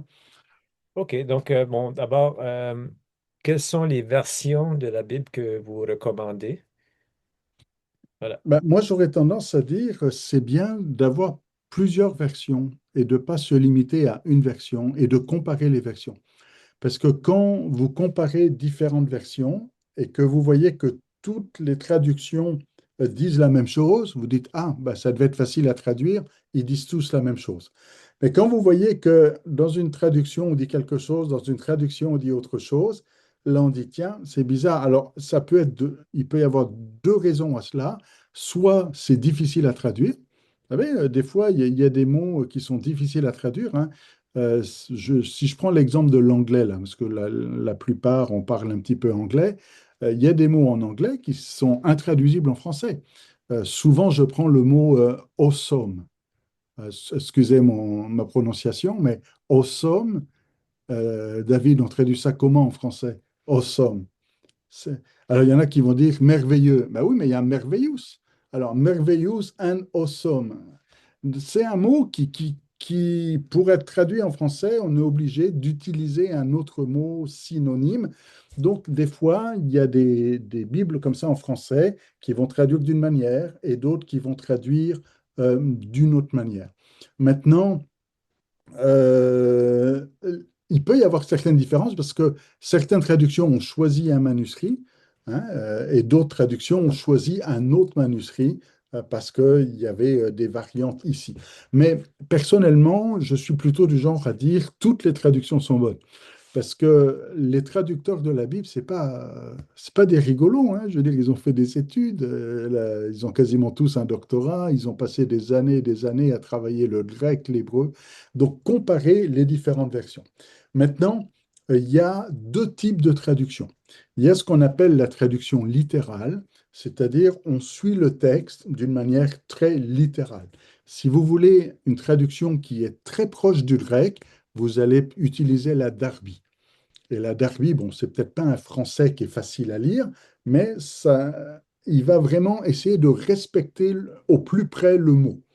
Ensuite, vous avez des traductions qui sont dynamiques, c'est-à-dire que on va utiliser plus l'idée que les mots. Alors, la français courant, par exemple, hein, la français courant va traduire d'une manière un peu dynamique pour qu'on comprenne mieux, ou la semeur. Ici, on est dans des traductions dynamiques. Alors, les traductions dynamiques sont intéressantes parce que des fois, ça permet de mieux comprendre parce que c'est plus simple. Mais attention, souvent, c'est ce que le traducteur a compris. Donc, quand le traducteur comprend d'une manière, eh ben, il va le développer de la manière dont il a compris. Mais peut-être que, on aurait pu comprendre autrement que le traducteur. Donc, ça veut dire, dans une traduction dynamique, qu'on fait confiance ici à l'interprétation du traducteur. Maintenant, s'il faut donner une Bible de référence, personnellement, en termes d'études ici, moi, je recommande beaucoup la NBS, la Nouvelle Bible seconde, parce que c'est une bonne traduction qui est très fiable, qui est proche du grec et qui même des fois va mettre des nuances là où les autres n'en ont pas. La NBS est la seule Bible en français qui va faire la différence dans la fameuse question de Jésus qui dit à Pierre, m'aimes-tu? M'aimes-tu, m'aimes-tu? Et il va faire la différence ici parce qu'on n'a pas les mêmes mots en disant es-tu mon ami? Es-tu mon ami? M'aimes-tu? Donc voilà, la NBS est recommandable, mais sinon les autres sont bonnes aussi et comparer les différentes traductions. Dire qu'une Bible en anglais traduit mieux, non, je veux dire, ça peut être intéressant des fois de lire dans une autre langue, parce que dans une autre langue, on ne construit pas de la même manière, hein. Vous pouvez prendre une traduction en espagnol, en allemand, c'est toujours intéressant, mais vous limitez pas à une traduction, comparez un petit peu les différentes traductions, sachant qu'il y a des traductions qui vont être très proches du texte, traduction littérale, et d'autres traductions qui vont être plus des paraphrases et des interprétations. C'est ce qu'on appelle les traductions dynamiques, comme la Bible en français courant, la Semeur, ou en anglais, The Message. Très bien, merci Jonathan. Dernière question avant qu'on passe à d'autres choses. Toi qui es quelqu'un qui aime beaucoup la technologie, hein, je te connais, Jonathan, c'est toujours lui, si tu as un problème d'ordinateur là, que tu vas voir. Quels sont J'étais informaticien avant d'être pasteur. quelles sont les ressources en ligne qui existent, qui sont accessibles, pas trop chères, en fait, qui nous permettent d'aller voir les langues originales, en fait, des textes bibliques? Ben, c'est dangereux. Il faut faire attention parce que des fois, aller vouloir jouer avec le grec et l'hébreu, quand on ne connaît pas le grec et l'hébreu, on peut dire des bêtises, hein. C'est toujours bon de prendre un cours au moins d'initiation au grec, à l'hébreu, pour essayer de comprendre un petit peu comment marche la langue. Parce que quand vous prenez un dictionnaire et puis vous dites ce mot, ça veut dire ça, ça ou ça, puis vous dites, ah ben voilà, le dictionnaire le dit, oui, mais c'est pas parce que le mot peut avoir trois sens que dans ce verset-là, il peut avoir les trois sens. Parce que la manière dont il est utilisé va imposer un sens au lieu d'un autre. Donc, il faut être prudent par rapport à ça. Généralement, pour ceux qui maîtrisent mal les langues, on utilise beaucoup les numéros de Strong. Strong, en fait, c'est un théologien qui a numéroté tous les mots grecs et tous les mots hébreux. Donc, c'est des numéros, et quand vous avez le mot en français, ça vous dit derrière, ben, c'est tel mot grec qui est là, ou c'est tel mot hébreu qui est là. Donc, ça, des fois, ça peut être intéressant Mais là encore, il faut bien comprendre comment fonctionne le grec et l'hébreu. Alors sur Internet, vous avez des Bibles qui sont gratuites, hein. Vous allez trouver ça sur Top Chrétien. Vous avez Enseigne-moi aussi qui a une page où on peut lire la Bible dans différentes traductions et aussi avec les numéros de Strong. Si vous avez un peu de budget, parce que ça coûte quand même un peu cher, moi je recommande Logos. Logos qui, il y a peut-être 5 6 ans, était quasiment exclusivement en anglais, mais on va dire que depuis 3 4 ans, on fait vraiment beaucoup d'efforts du côté francophone. Vous avez maintenant beaucoup de Bibles en français dans Logos, et puis vous avez aussi le grec, l'hébreu, ainsi de suite. Vous pouvez acheter aussi morceau par morceau, juste ce dont vous avez besoin. Super, merci beaucoup. Et si vous me permettez, je vais juste faire un petit interlude pour vous parler un peu de cette formation que vous êtes en train de suivre. Et si vous me donnez quelques secondes, là, je vais juste partager mon écran. Voilà. Bon, super. Donc, j'espère que vous appréciez en tout cas, oh, excusez-moi. J'espère vraiment que vous appréciez le contenu de la formation que vous êtes en train de suivre avec le professeur Jonathan. Ça va? On donne des pouces? Excellent, vous apprenez des belles choses. Et puis, donc, justement, ce cours que vous suivez aujourd'hui, c'est vraiment un extrait d'un cours beaucoup plus large qui se donne à l'IBQ, qui s'appelle L'univers de la Bible. Et justement, ce cours-là va être donné cet été. Et puis donc, vous avez justement l'opportunité de pouvoir le suivre. Ah, il me semblait que j'avais mis une slide. Excusez-moi. Excusez-moi, j'avais mis une... Ah, elle est ici. Bon. Donc, justement, ce cours va se donner cet été. Et puis, donc, le cours va se donner entièrement en ligne. Donc, c'est-à-dire qu'il va être constitué majoritairement là, de vidéos préenregistrées. Mais il va aussi avoir 2 réunions Zoom aussi. Et donc, le cours va se passer pendant les mois de mai, juin, juillet et août. Et puis, donc, je vous invite vraiment d'y participer. Si vraiment ce cours vous rejoint aujourd'hui, je vous invite vraiment d'y participer. Donc, l'IBQ, en fait, c'est quoi? Ben, l'IBQ, c'est une école vraiment de formation biblique. C'est aussi une formation pour le ministère. Donc, peut-être que vous, justement, vous êtes rendu à un stade dans votre marche chrétienne où vous voulez vraiment apprendre plus les Écritures en profondeur. Vous voulez rentrer plus dans les subtilités. Et puis, ou peut-être que vous avez un appel sur votre vie, vous êtes impliqué dans votre Église et vous voulez justement avoir plus d'outils dans votre sac. Bien, dans ce cas-là, vraiment, l'IBQ est là pour vous. On aimerait vraiment pouvoir vous desservir. Et vous savez qu'à l'IBQ, nous avons plusieurs programmes d'études qui peuvent justement convenir à vos besoins de formation. Nos formations sont justement en partenariat avec l'Université Laval, ce qui signifie que votre formation, elle est pleinement accréditée.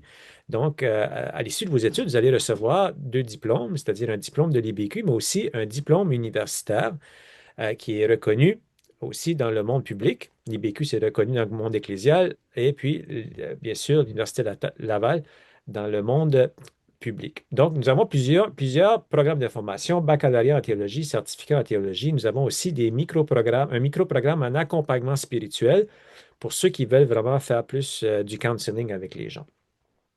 Donc, je vous invite d'aller sur notre site web pour prendre connaissance de tous nos programmes. Vous savez, à l'IBQ, ce n'est pas juste des études, hein, parce que nous, ça nous intéresse aussi que nos étudiants évoluent sur le plan personnel, sur le plan spirituel, sur le plan relationnel. Et c'est pourquoi l'année passée, on a lancé notre programme de mentorat. C'est-à-dire que pour ceux qui sont inscrits dans certains programmes de l'IBQ, vous aurez la chance de rencontrer, d'avoir des rencontres avec un pasteur d'expérience qui va pouvoir vous mentorer dans différentes sphères de votre vie, notamment pour vous amener vraiment à découvrir l'appel de Dieu sur votre vie. Donc, je vous invite vraiment hein, de considérer, de vous poser la question si vraiment l'IBQ, c'est fait pour vous. L'avantage avec l'IBQ, en fait, c'est que vous pouvez suivre la totalité de votre formation en ligne. OK? Donc, nos programmes sont entièrement, tous nos cours sont disponibles entièrement en ligne. Pour ceux qui le souhaitent aussi, c'est possible de participer à des journées de formation en présentiel, soit à l'IBQ ou dans des centres régionaux aussi. Donc, vous pouvez aussi suivre des formations en présentiel avec d'autres personnes. Donc, si vous souhaitez maintenant embarquer dans cette aventure, je vous invite vraiment à faire une demande d'admission à l'IBQ. Comment on devient étudiant à l'IBQ? Ben, essentiellement, il y a deux formulaires de demande d'admission que vous devez remplir. Donc, si vous allez sur notre site web, ibq.ca, et vous cliquez sur Futurs étudiants, et puis vous allez voir, à un moment donné, à demande d'admission, vous allez voir deux boutons, deux gros boutons jaunes ou oranges là. Et ça, c'est vos deux formulaires que vous devez remplir. Remplissez ces deux formulaires. C'est deux formulaires en ligne que vous remplissez, vous payez les frais qui s'appliquent. Donc, un formulaire pour les BQ, l'autre formulaire pour l'Université Laval. Vous envoyez ça. Si vous voulez commencer au mois de mai, vous devez envoyer ça au plus tard le 31 mars. Donc, peut-être le 1er avril. Voilà. Le 1er avril, vous avez juste. Donc, c'est cette semaine, hein. Donc, vous devez remplir ça dès maintenant. Et puis, pour que vous puissiez commencer pour le mois de mai. Donc, dépêchez-vous. On sera vraiment content de vous avoir avec nous. Et puis, pour qu'on puisse découvrir la parole de Dieu ensemble. Donc, voilà, c'était ma petite présentation. Et sans plus tarder, maintenant, nous allons redonner la parole au professeur Jonathan qui va continuer de nous enseigner ce cours très intéressant. Et en passant, si vous avez des questions sur des BQ, vous pouvez rester après ce séminaire ici. Vous pouvez rester sur l'appel et puis ça me fera un plaisir de répondre à vos questions. Vous pouvez toujours aussi téléphoner à l'IBQ. On a un employé qui est là qui saura aussi vous répondre et puis vous accompagner dans le processus d'admission. Donc, Jonathan, je te passe la parole. Très bien, donc on est maintenant avec le bloc 3 et on parle de fiabilité.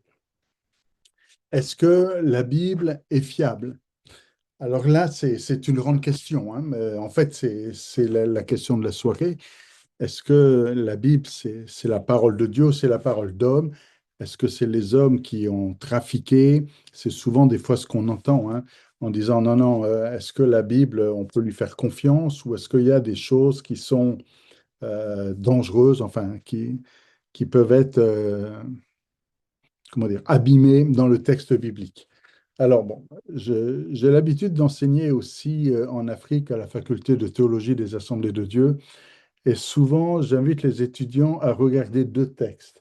Je ne sais pas si on peut faire l'exercice ici. Si vous avez une Bible avec vous, de prendre le texte de 1 Roi, chapitre 4, verset 26. 1 Roi, chapitre 4, verset 26.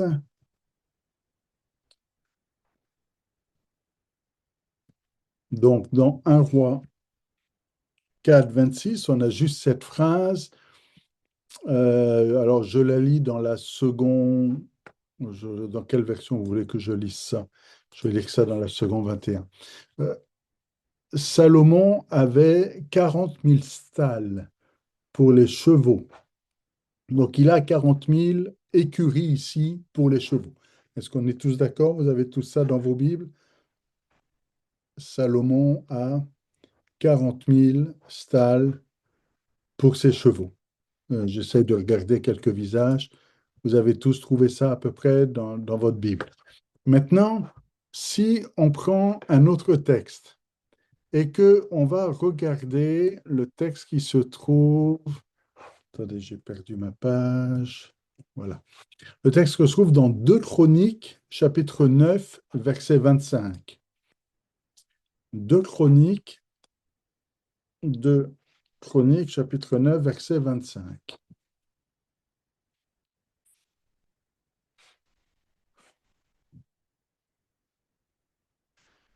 Et là, moi je lis Salomon avec 4000 stalles.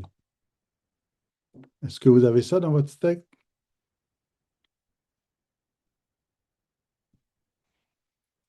Alors, la question, c'est, il a 4000 écuries ou il en a 40 000?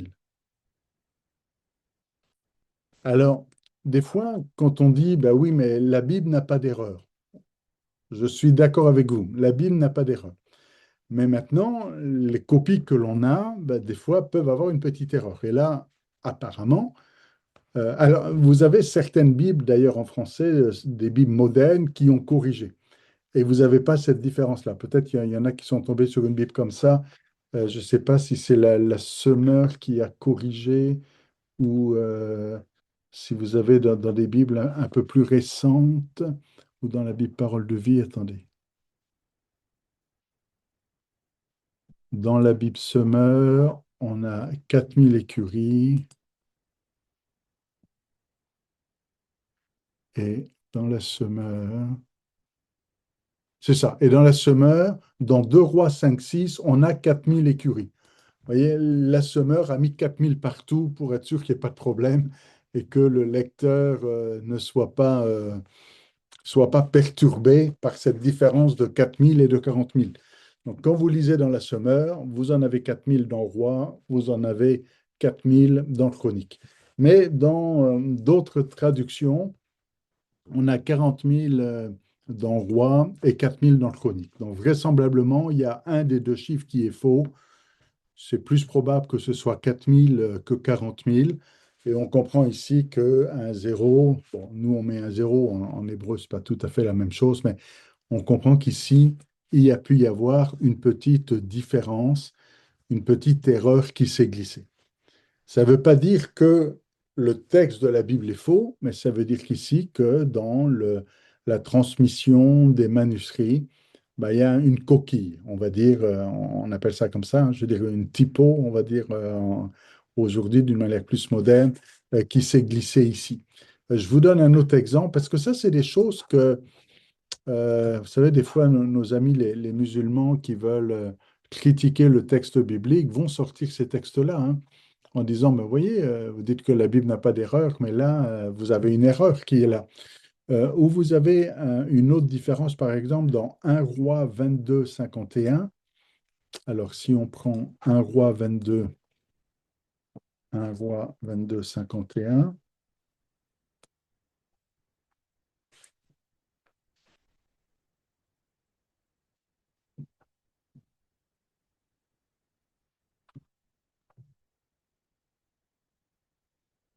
euh, donc ici, attendez, je vais reprendre la Bible.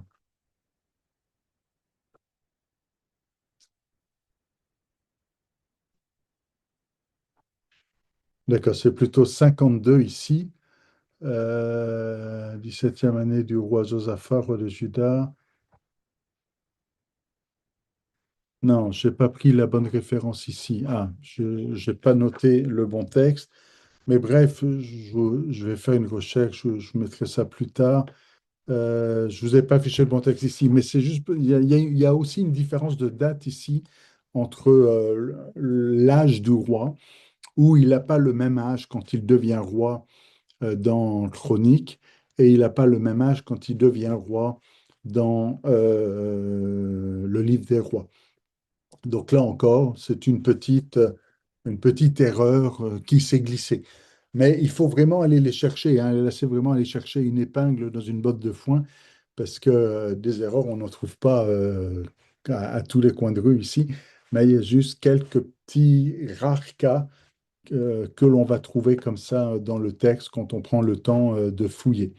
Vous avez peut-être, et vous avez peut-être jamais fait attention à ça, mais si vous lisez, alors là encore, il faut que je retrouve mon texte, c'est ça.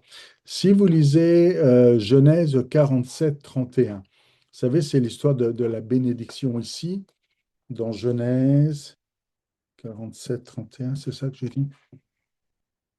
C'est ça. Et Israël, lorsqu'il est en train de bénir ici, verset 31, Jacob dit, jure-le-moi, et Joseph le lui jura. Puis Israël se prosterna à la tête de son lit, à la tête de son lit dans la second 21 ou au chevet de son lit, hein, dans la Louis II classique. Je ne sais pas quelle traduction vous avez. Vous avez bien trouvé ça au chevet de son lit, à la tête de son lit. Mais ce passage-là, on l'a aussi dans le livre aux Hébreux. Hébreux chapitre 11, verset 21. Donc, dans Hébreux 11, 21, on a ici, c'est par la foi que Jacob, au moment de sa mort, bénit chacun des fils de Joseph et s'est prosterné, appuyé sur l'extrémité de son bâton. Vous voyez que d'un côté, on a appuyé sur la tête de son lit ou de son chevet, et de l'autre côté, appuyé sur l'extrémité de son bâton. Apparemment, c'est pas la même chose. Alors, il y en a un qui est en hébreu, l'autre qui est en grec. Alors, si on regarde celui de grec, hein, de l'Épître aux Hébreux, c'est écrit en grec, en fait, il utilise la Septante, la traduction hébreu. Et dans la Septante, on a bien le bâton et on n'a pas le chevet ici. Mais si vous allez prendre le cours d'hébreu à à l'Institut biblique du Québec, vous allez voir qu'en hébreu, le chevet, ça se dit mita, et que le bâton, ça se dit maté. Mita et maté. Sachant que dans le texte hébreu, alors là, je ne veux pas rendre les choses trop compliquées, dans le texte hébreu, on ne met pas les voyelles. Donc, c'est les mêmes consoles, MTH, MTH. Et donc, en fait, ici, c'est plus la Septante qui s'est trompée. Ce n'est pas l'auteur de l'Épître aux Hébreux. Lui, il cite le texte en grec de la Septante. Mais quand ils ont traduit la Septante, quand ils ont vu le mot chevet, la tête du lit, ils ont lu le mot bâton. Donc, c'est juste ici une mauvaise lecture. Mais bon, vous avez noté que là, on a une petite erreur, mais que d'un point de vue théologique, ça ne change rien, hein. Je veux dire que ça n'a pas changé la doctrine, ça n'a pas changé la théologie, ça ne remet pas en cause notre foi, on reste toujours chrétien ici, mais ça nous montre que les traducteurs de la Septante, eh bien, ont traduit ici en lisant, en lisant ici Mattée au lieu de lire Mita. Bon, petite erreur. Mais maintenant, là encore, pour aller chercher ces petites erreurs, bah, je veux dire, sur tous les versets de la Bible, on en a trouvé deux ou trois, hein. Donc, c'est pas énorme ce genre de coquilles ici que l'on va trouver. On trouve plus de coquilles. Je veux dire, ma femme, des fois, elle lit le journal français et elle trouve des fautes d'orthographe dedans. Pourtant, ça a été relu par des experts. Et des fois, on va trouver plus d'erreurs comme ça que dans le texte biblique ici. Maintenant, est-ce que ça veut dire pour autant que le texte n'est pas fiable? Bon, oui, on va être d'accord de dire qu'il y a des petites erreurs qui peuvent être dans la traduction. C'est pour ça que, par exemple, certains mouvements d'église comme les Assemblées de Dieu aux États-Unis et en France ont dans leur confession de foi de dire que la Bible est sans erreur dans sa version originale. Donc, ils disent c'est la version originale qui n'a pas d'erreur. Mais on ne l'a pas, la version originale. Mais au moins, la version originale n'a pas d'erreur, mais qu'il peut y avoir quelques coquilles qui se glissent ici dans les manuscrits et les morceaux que l'on a maintenant.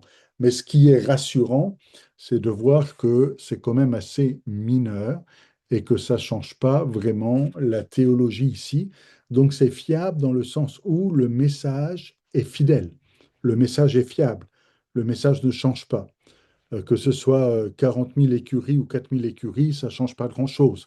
Que ce soit un bâton ou que ce soit le chevet de son lit, ça ne change pas grand-chose. C'est le même message, c'est la même foi, c'est le même Seigneur, c'est le même salut. Tous les fondamentaux ici, on n'a pas d'erreur, hein, et ça c'est intéressant de le souligner aussi, on ne trouve pas d'erreur ici sur les fondamentaux. On ne va pas avoir des divergences sur la manière de croire, de confesser Jésus-Christ, de recevoir le salut. Ici, tout est cohérent, solide, et il n'y a pas de, comment dire, il n'y a pas de dissonance sur ces fondamentaux-là.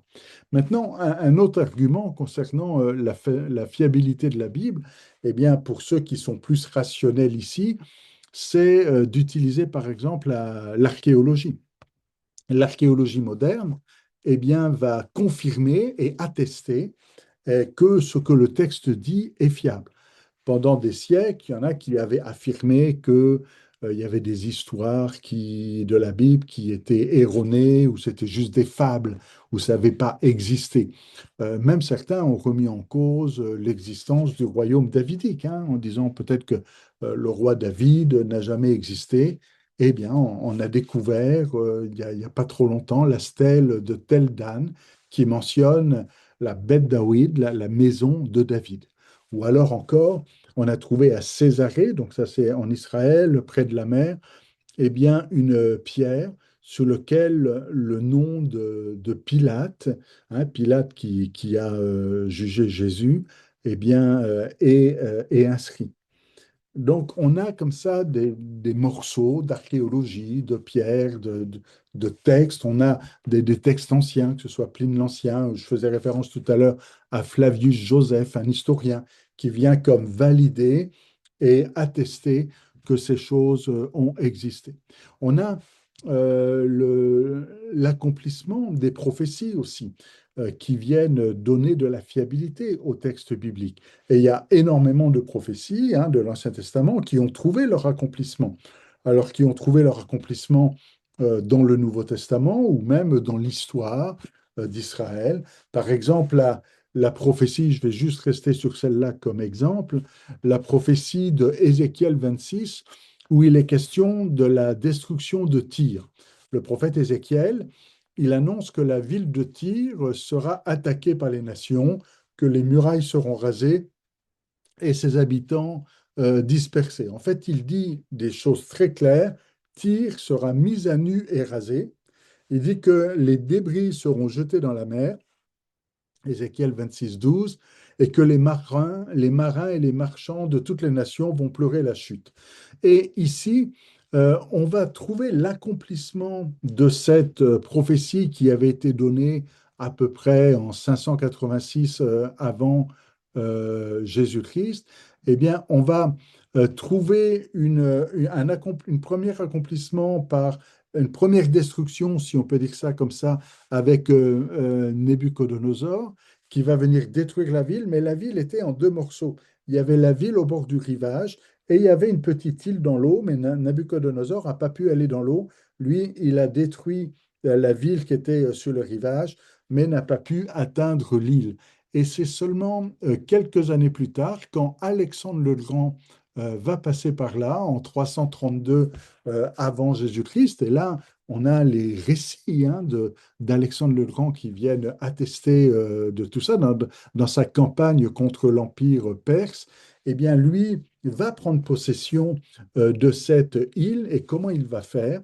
Eh bien, il va comme creuser, il va comme faire une route dans la mer. Alors, comment il va faire pour ça? Il va prendre tous les débris de la ville qui avait été détruite sur le bord du rivage et faire une digue qui va permettre d'accéder à l'île et puis comme ça prendre possession de l'île. Et ça vient comme accomplir la prophétie de Ézéchiel 26-12 où il était dit que les débris seront jetés dans la mer. Et c'est ce qui s'est passé avec Alexandre le Grand. On a jeté dans la mer tous les débris de la ville de Tyr pour pouvoir arriver à, à prendre possession de cette île ici. Donc, 250 ans après la proclamation de cette prophétie, eh bien, on voit d'une manière très précise l'accomplissement. Alors, on voit différentes prophéties hein, comme ça qui se sont accomplies, les prophéties de, les prophéties messianiques, quand par exemple dans le psaume 22 disent ils ont percé mes mains et mes pieds. Alors c'est sûr que quand David chante ce psaume, il réalise pas, il comprend pas la croix. Et là, on arrive à Pâques cette semaine, mais c'est au moment où la Pâque prend forme, au moment où Jésus est crucifié, qu'on réalise que ça avait été annoncé des centaines d'années avant, quand ils ont tiré au sort la tunique. Et il y a beaucoup d'éléments comme ça qui viennent attester la véracité du texte en disant le texte est fiable parce que quand il le dit, ça arrive.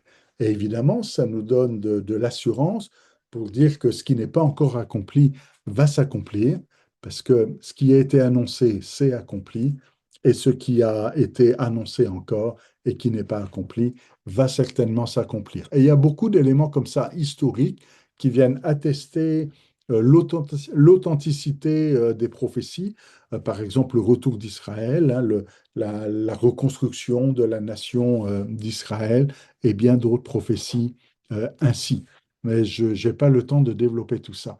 Mais il y a un deuxième élément aussi qui vient attester de la fiabilité, c'est l'authenticité des témoins. D'ailleurs, c'est le discours de Luc, hein, au début de son évangile. Il dit à Théophile, d'autres avaient commencé à écrire l'évangile. Hein. Luc sait qu'il n'est pas le seul à écrire l'évangile. Et il dit, mais moi j'ai écrit ce texte pour que tu reconnaisses comme certaines les choses qui t'ont été enseignées. Donc pour venir donner ici une certitude, une conviction ou une preuve quelque part. Et comment est-ce qu'il s'y prend? Il dit qu'il a mené enquête, qu'il a fait des interviews, qu'il a fait une enquête et que le récit qu'il propose ici, c'est le récit après enquête auprès de témoins oculaires, de gens qui étaient là. Et l'apôtre Paul utilise le même récit, hein, le même discours, pardon, dans 1 Corinthiens 15 quand il dit, ben, euh, moi je sais que Jésus est vivant parce qu'il m'a parlé, il est aussi apparu à Céphas, donc à Pierre, il est apparu aux 12, et il dit aussi, il est apparu à plus de 500 frères à la fois, dont la plupart vivent encore. Pourquoi est-ce qu'il dit ça? Pour dire, il est vraiment ressuscité. 500 frères sont témoins et vous pouvez aller les voir, ils vont attester qu'ils ont vu Jésus ressuscité. Donc, au moment où l'on écrit ces textes, évidemment, nous, maintenant, c'est difficile d'aller voir ces frères-là, mais au moment où on écrit ces textes, eh bien, il y a ici une proximité. On n'a pas écrit ça des milliers d'années après, on a écrit ça d'une manière, c'est proche des événements, et il y a encore des témoins qui sont là, qui pouvaient dire, oui, on était là, on sait, on l'a vu, et on peut confirmer que ce récit est véridique. Donc ça vient donner encore des, des éléments ici de confirmation et qui vient donner de la fiabilité à ce texte-là. Donc, je résume ici, le texte est fiable parce que alors attendez, qu'est-ce que j'avais dit ici? Le texte est fiable d'une manière rationnelle ici parce que l'archéologie moderne le confirme, aussi à cause de la proximité des témoins et parce que malgré les coquilles mineures que l'on peut trouver ici, eh bien le message n'est pas altéré, mais le message reste clair, fiable et crédible. Je suis arrivé à 20 minutes. Merci beaucoup, Jonathan. J'ai pas beaucoup de questions. Envoyez-moi des questions.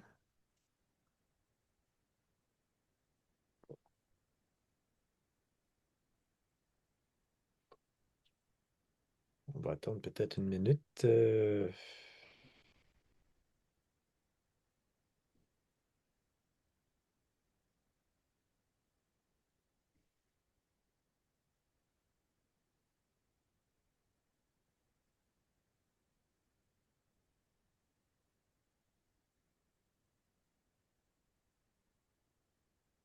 OK. Il y a dans certains livres, notamment l'Ancien Testament, où on a une différence au niveau du nombre de versets par chapitre. Par exemple, le chapitre comporte 30 30 versets dans une version, et dans une autre version, le même chapitre comporte 29 versets. Que pensez-vous de cela? Oui, ça, il faut comprendre qu'au départ, dans le texte de base, on n'a pas de verset et on n'a pas de chapitre. Les chapitres ont été rajoutés par l'évêque de Canterbury et les versets ont été rajoutés par un éditeur français lorsqu'il a imprimé la Bible. Donc, c'est des choix humains qui ont été rajoutés bien après. D'ailleurs, quand l'apôtre Paul cite, il dit pas tel chapitre, tel verset. Il dit quelque part dans David ou il dit dans le livre du prophète un tel, parce qu'on a des rouleaux et on n'a pas de chapitre et on n'a pas de verset. Donc, cette numérotation, elle a été faite d'une certaine manière et il faut reconnaître que, surtout dans les psaumes ou dans certains livres de l'Ancien Testament, dans Daniel, On a certaines éditions, on va dire, qui ont mis les versets d'une certaine manière et d'autres qui ont découpé les versets différemment. Donc ça, c'est juste un choix des éditeurs. Généralement, on essaye toujours de garder à peu près les mêmes découpes parce qu'on veut, quand on cite un verset, ben, que tout le monde tombe sur le même verset, hein, parce que si les numéros changent à chaque fois d'une Bible à l'autre, ça devient compliqué. Mais néanmoins, on a vu ça à partir de la version Colombe, un petit décalage ici, parce que en français et en anglais, on avait aussi ce décalage-là. Donc, il y a quelques endroits comme ça où c'est le même texte. Hein. C'est pas qu'on a du texte en plus ou du texte en moins. C'est juste que la phrase, elle n'est pas découpée de la même manière et les versets sont pas découpés au même endroit. Des fois, c'est parce que le chapitre, on a décidé qu'il commencerait plus tard, ou des fois, on a décidé qu'il commençait plus tôt. Donc, c'est pour ça que ça va ajouter quelques versets. Les versets qui étaient dans le chapitre d'avant, on les a mis dans le chapitre précédent. Et puis, on a juste déplacé d'un chapitre à l'autre des versets. Mais tout le texte est là, c'est juste les numéros qui ont changé d'une version à l'autre. Est-ce que ça répond à la question? Super, merci. Je vois le temps filer, donc je propose qu'on passe immédiatement au quatrième bloc pour qu'on puisse vraiment finir là, à 9 heures comme on vous l'a promis. Donc, vas-y, Jonathan. Alors on y va, on tient nos promesses. Le quatrième bloc nous parle en fait de l'inspiration. L'inspiration. L'apôtre Paul dit à Timothée que toute l'écriture est inspirée, théopneusis, c'est-à-dire insufflée de Dieu. Hein, inspirée, on le dit des fois en français, expirer, inspirer. Donc c'est vraiment l'air qui rentre à l'intérieur et l'inspiration, c'est ça, c'est l'air, c'est le vent, c'est l'esprit qui vient inspirer et venir donc donner la direction, le souffle de Dieu ici qui vient euh, donner un petit peu le sens du texte. Alors, comprenez qu'on n'est pas ici dans une dictée mécanique. C'est un peu peut-être, bon, on est plus pentecôtiste hein, à l'Institut biblique du Québec. C'est un peu comme avec la prophétie. La prophétie de l'Ancien Testament, bon, c'était une prophétie qui était oracle de l'Éternel. Mais dans la prophétie du Nouveau Testament, c'est une pensée ici qui est transmise au prophète, qui va après le verbaliser dans ses mots. Si vous êtes au Québec, le prophète a un accent québécois. Si vous êtes à Marseille, le Québec a un accent, le prophète a un accent marseillais. Ça ne veut pas dire que Dieu a l'accent québécois ou que Dieu a l'accent marseillais lorsqu'il parle à son peuple. Mais l'accent va venir se trouver ici. Et donc, de la même manière, les auteurs du Nouveau Testament gardent leur accent. Et on le voit.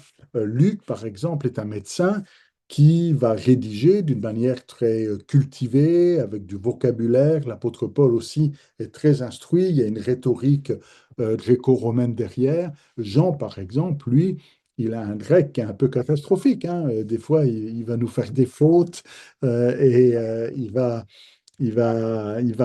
faire plus de fautes de syntaxe ou de grammaire, mais ça reste inspiré pour autant.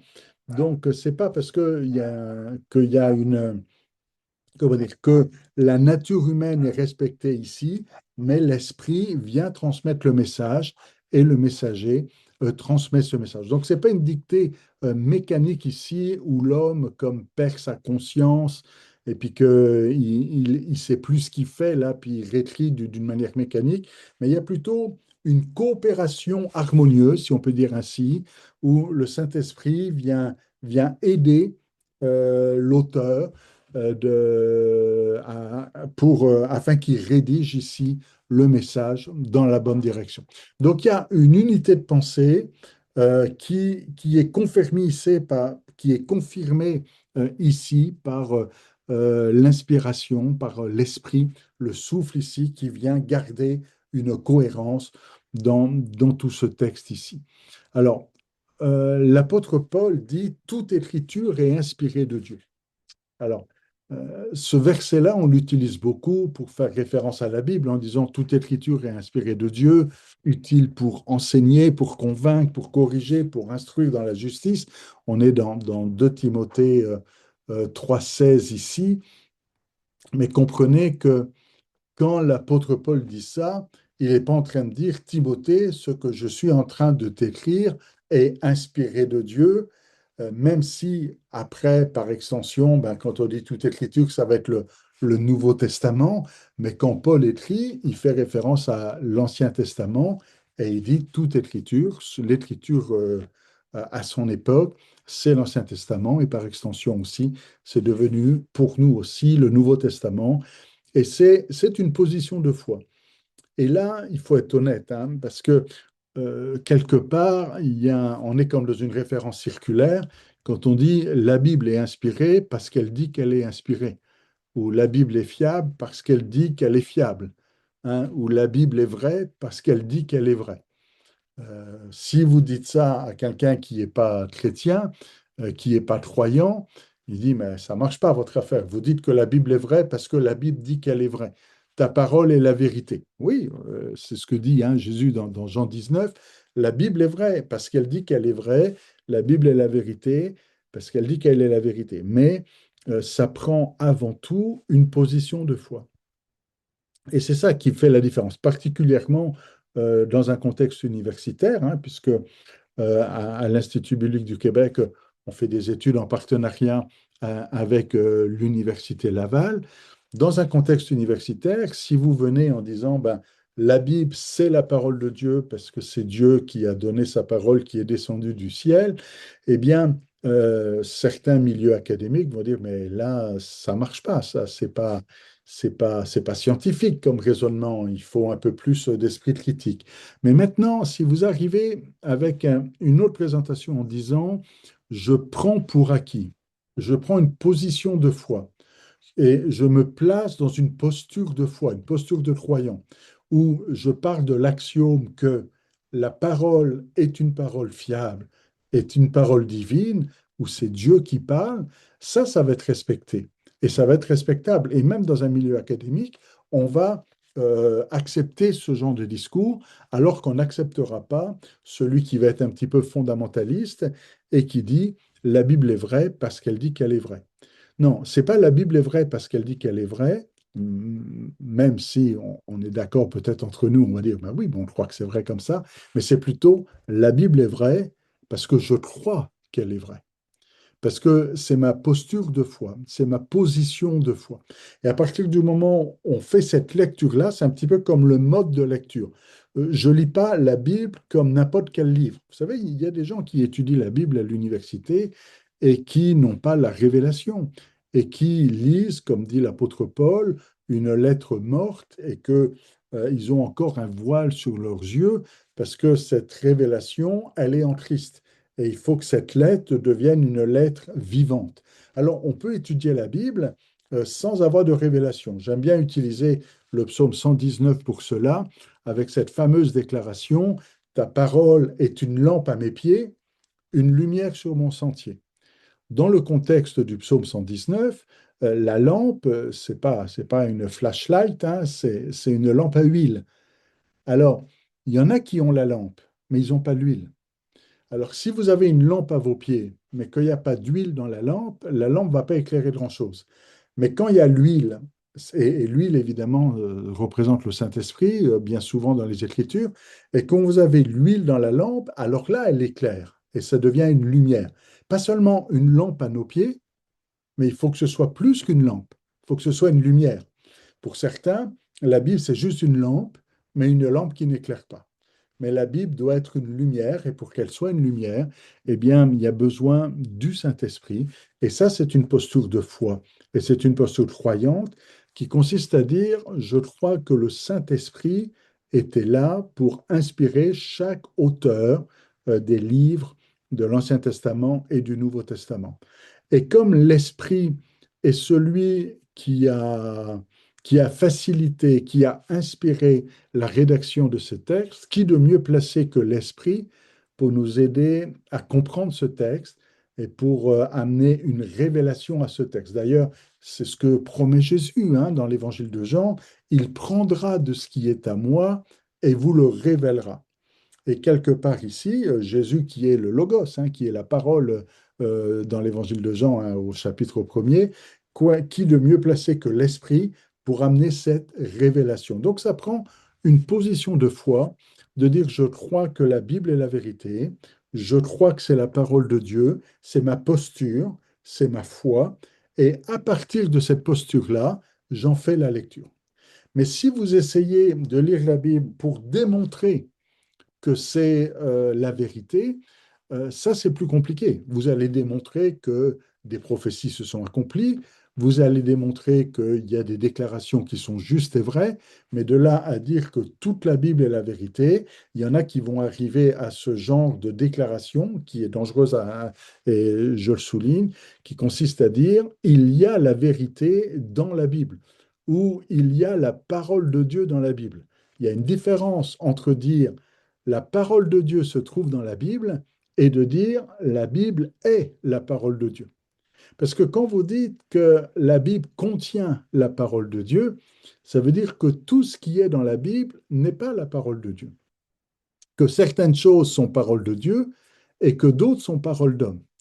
Et ça, c'est une porte qui est dangereuse à ouvrir. C'est pour ça que c'est bien d'avoir une posture de foi au départ en disant non, je crois que toute l'écriture est inspirée de Dieu et que toute l'écriture vient de Dieu. Et quand je dis tout, c'est tout. Même quand Paul dit, c'est pas le Seigneur qui le dit, c'est moi. Hein, vous vous souvenez de cette phrase-là? On est par exemple dans 1 Corinthiens 7, 12. Dans 1 Corinthiens 7, 12, alors attendez, si je vous lis ça, 1 Corinthiens 7, 12, il dit aux autres, ce n'est pas moi, ce n'est pas le Seigneur, c'est moi qui le dis. Alors là, on va dire, bah oui, mais l'apôtre Paul dit clairement, c'est pas le Seigneur qui le dit, c'est moi. Donc, est-ce que ce morceau-là est inspiré ou pas? Ben, ça devient dangereux. Si on consiste à dire, ben, il y a des choses, c'est les idées de Paul, il y a d'autres choses, c'est l'idée du Seigneur. Parce que si vous commencez à faire ça, vous allez faire un tri en disant bah, ça je le prends, ça je le prends pas. Vous allez faire votre marché en disant ça je crois que c'est vraiment la parole de Dieu et ça je crois que c'est l'idée de l'apôtre Paul et c'est pas pour moi donc je prends pas cette déclaration là et vous faites votre magasinage comme ça. Vous prenez ce qui vous intéresse et vous rejetez ce qui vous plaît pas. Non, non. Quand on dit toute l'écriture est inspirée de Dieu, c'est même les passages où l'apôtre Paul dit c'est pas le Seigneur qui le dit, c'est moi. Mais néanmoins, là, ça reste inspiré. Même quand l'apôtre Paul dit des choses qui apparemment semblent complètement déconnectées. Quand l'apôtre Paul dit à Timothée, ben, tiens, tu prendras mon manteau parce qu'il fait froid ici et amène-moi mon manteau avant l'hiver. On va dire, est-ce que c'est une parole inspirée, ça? Ben, il y a quelque chose pour nous, même dans cette parole-là. Et beaucoup, d'ailleurs, je fais une petite parenthèse, vont dire que ben, dans cette histoire du manteau, on voit la transmission du manteau entre Élie et Élisée, hein, qui va récupérer, donc Élisée récupère le manteau d'Élie, et là, c'est Timothée qui va recevoir quelque part le manteau de Paul. Bon, je ferme ma parenthèse. Mais où on a des petites phrases comme ça, où quand Paul dit prends un peu de vin pour ton estomac, on dit, mais ça, ou quand il dit saluez-vous d'un saint baiser. Bon, non, non, toute l'écriture est inspirée, même quand on lit le livre des Chroniques, et quand on lit que un tel a eu pour fils un tel, qui a eu pour fils un tel, on dit, mais là, il y a des longues généalogies. Et puis en plein milieu, ben, on trouve la petite prière de Jabet, qui a fait le tour du monde hein, il y a quelques années. Et pourtant, on est à l'intérieur ici d'une grande généalogie. Et puis, il y avait une petite pépite qui était là. Alors, c'est une position de foi et c'est très dangereux de s'écarter de cette ligne-là, de dire, il y a dans la Bible des choses que je garde et des choses que je ne garde pas. Il y a dans la Bible des choses qui sont paroles de Dieu et des choses qui ne sont pas paroles de Dieu. Je pense que c'est important de rester très cohérent et de dire, non, non, c'est toute l'écriture qui est inspirée de Dieu et je me refuse, personnellement, je me refuse à ouvrir une boîte de Pandore quelque part qui accepterait que eh bien, certains passages de l'Écriture soient pas inspirés alors que d'autres le sont. Même si Paul n'est pas conscient que c'est inspiré, ça reste néanmoins inspiré et un texte qui nous a été transmis. Et si ça nous a été transmis, c'est parce qu'il y a une utilité. Alors oui, il y a des textes qu'on va dire qui sont plus évidents, qui sont plus clairs, qui sont plus dogmatiques, qui sont plus, on va dire, on va recevoir un message qui est direct et clair, hein, quand on parle de aspirer au don spirituel ou quand on parle de sanctification, il y a des choses ici qui sont très claires. Il y en a d'autres, on va moins comprendre peut-être, ou ça va être plus subtil, mais ça ne veut pas dire pour autant qu'il n'y a pas une parole, comment dire, que c'est pas la parole de Dieu pour nous. Alors, c'est l'enjeu un petit peu de notre lecture et de notre appréhension du texte biblique, de ne pas recevoir le texte biblique juste comme étant un texte dans lequel je vais trouver quelques morceaux de ce que Dieu dit, mais de prendre le texte comme étant toute la parole de Dieu et le prendre tel quel. Alors oui, il y a des choses qu'on ne sera pas capable d'expliquer, il y a des choses qu'on ne sera pas capable forcément de comprendre, je ne sais pas. Peut-être que ça vous intéressera de faire, de lire l'Apocalypse et de faire un peu d'eschatologie. On aura l'occasion de faire ça peut-être à la rentrée. Mais mais l'apôtre Paul est quelqu'un qui a compris énormément de choses, hein, et c'est lui qui nous présente un plan de salut, de rédemption, de rachat d'une manière très précise, et il présente une théologie là, qui est très structurée. Et pourtant, cet apôtre-là, qui a une grande connaissance, une grande sagesse, ton grand savoir te fait déraisonner, pouvait dire le roi Agrippa. Eh bien, pourtant, avec ce grand savoir, il va dire à certains moments, ça pour moi, c'est un mystère. Et il va parler du mystère. Ça veut dire qu'il y a des choses qu'il n'a pas comprises et qui restent mystérieux. Alors personnellement, je pense qu'il faut beaucoup d'humilité et peut-être avec l'apôtre Paul, ben, accepter que certaines choses restent mystérieuses, mais ne pas déplacer un petit peu les fondamentaux. La parole reste, la Bible reste la parole de Dieu, que je la comprenne ou que je la comprenne pas, ça reste la parole de Dieu. Que des choses soient mystérieuses ou que des choses soient claires, ça reste la parole de Dieu. Et, et le Saint-Esprit est là pour nous aider, pour nous révéler, à aider à mieux comprendre eh bien, ce que Dieu a à nous dire avec ce texte-là. Je pense on a fait le tour du bloc 4, David. Je vais laisser un peu plus de place aux questions.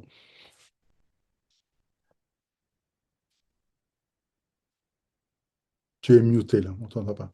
Ah, bon, au lieu d'avoir démuté, j'ai muté. Donc, envoyez vos questions. Il nous reste juste quelques minutes. On va se quitter bientôt. Donc, une question peut-être de Zacharie. Il pose la question, quelle est la place de l'interprétation dans la compréhension de la Bible?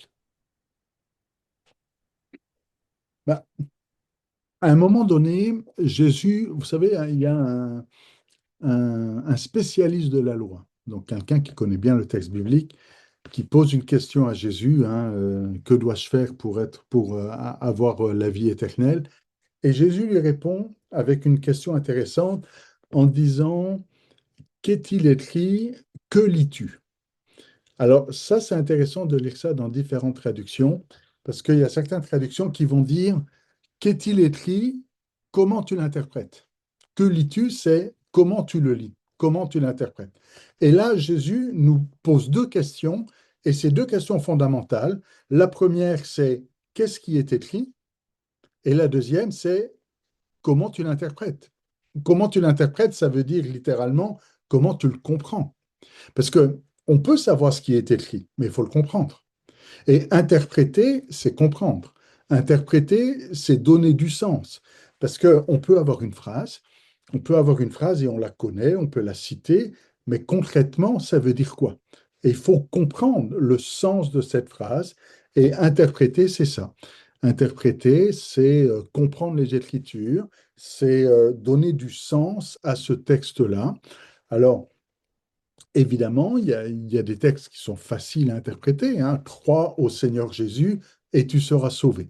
Je pense que là, on n'a pas vraiment de problème d'interprétation et que tout le monde interprète de la même manière.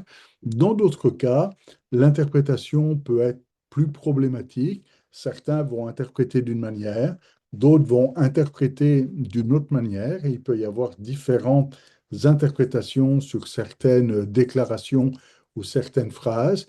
Mais néanmoins, on est appelé à être ensemble, à accepter peut-être ne pas discuter les opinions, dit l'apôtre Paul, mais à progresser et puis à nous laisser éclairer afin que notre interprétation soit la plus juste possible. On peut faire des erreurs, on en a certainement fait, on a des fois mal interprété, puis à un moment donné, on se dit, ah, j'avais mal compris, là maintenant je le comprends mieux et le Seigneur peut nous corriger. Alors, ça fait partie de notre cheminement ici. Et c'est ce qui explique des fois un petit peu une pluralité, hein. Certains comprennent le Saint-Esprit d'une manière, d'autres le comprennent d'une autre manière. Certains comprennent que les miracles, c'est pour aujourd'hui. D'autres comprennent que les miracles, c'était du passé et c'est pas pour aujourd'hui. Bon, il y a différentes interprétations, mais après, il faut que ça reste le fruit aussi d'une conviction et que ce soit plus une révélation ici qu'une interprétation intellectuelle. À un moment donné, Pierre va dire, tu es le Christ, le Fils du Dieu vivant, et Jésus va lui dire, tu es heureux, Simon, fils de Jonas, parce que c'est pas la chair et le sang qui t'ont révélé ces choses, mais c'est mon Père qui est dans les cieux. Et je crois que la meilleure des interprétations, c'est quand elle provient d'une révélation et de laisser le Saint-Esprit ici nous conduire dans la bonne interprétation, dans une révélation ici qui nous amène dans une conviction, non pas dans le résultat ici d'un mécanisme intellectuel, même si on va réfléchir sur le texte, mais avoir cette conviction ici que le Saint-Esprit a déposé dans notre cœur. Voilà ce que le Seigneur veut me dire. Voilà comment je comprends le texte quand le Saint-Esprit me dirige et me le révèle. Moi, je trouve que c'est des excellentes, une excellente façon de terminer notre temps ensemble, de vraiment de réfléchir sur l'important justement d'avoir, de recevoir la parole et puis de la laisser germer en nous. Et puis, donc, je propose en fait qu'on termine avec juste une petite prière et puis qu'on puisse se laisser là-dessus après. Peut-être avant, on pourrait peut-être juste démontrer notre appréciation pour le professeur Jonathan. Donc, je ne sais pas si vous pouvez donner du pouce ou un coup de main virtuel ou peu importe, juste pour démontrer votre appréciation. Encore une fois, ça a été un séminaire gratuit, mais je pense que vous en avez eu vraiment pour votre argent, si je peux dire. Donc, merci beaucoup, Jonathan. Donc, on va prier maintenant. Merci à Père éternel pour ce temps que nous avons passé ensemble. Merci pour ce moment où on a pu apprendre davantage sur la Bible, qui est ce guide qui nous suit, qui nous dirige dans la bonne direction. Puis, et comme Jonathan l'a dit, Seigneur, et nous surtout à d'y recevoir des révélations pour notre vie, Seigneur. C'est pas juste quelque chose qu'on doit intellectualiser. Bien sûr, il y a un travail intellectuel qui doit se faire, mais à la fin de la journée, euh, c- il doit aussi avoir une révélation, quelque chose qui touche notre cœur, quelque chose qui touche notre esprit.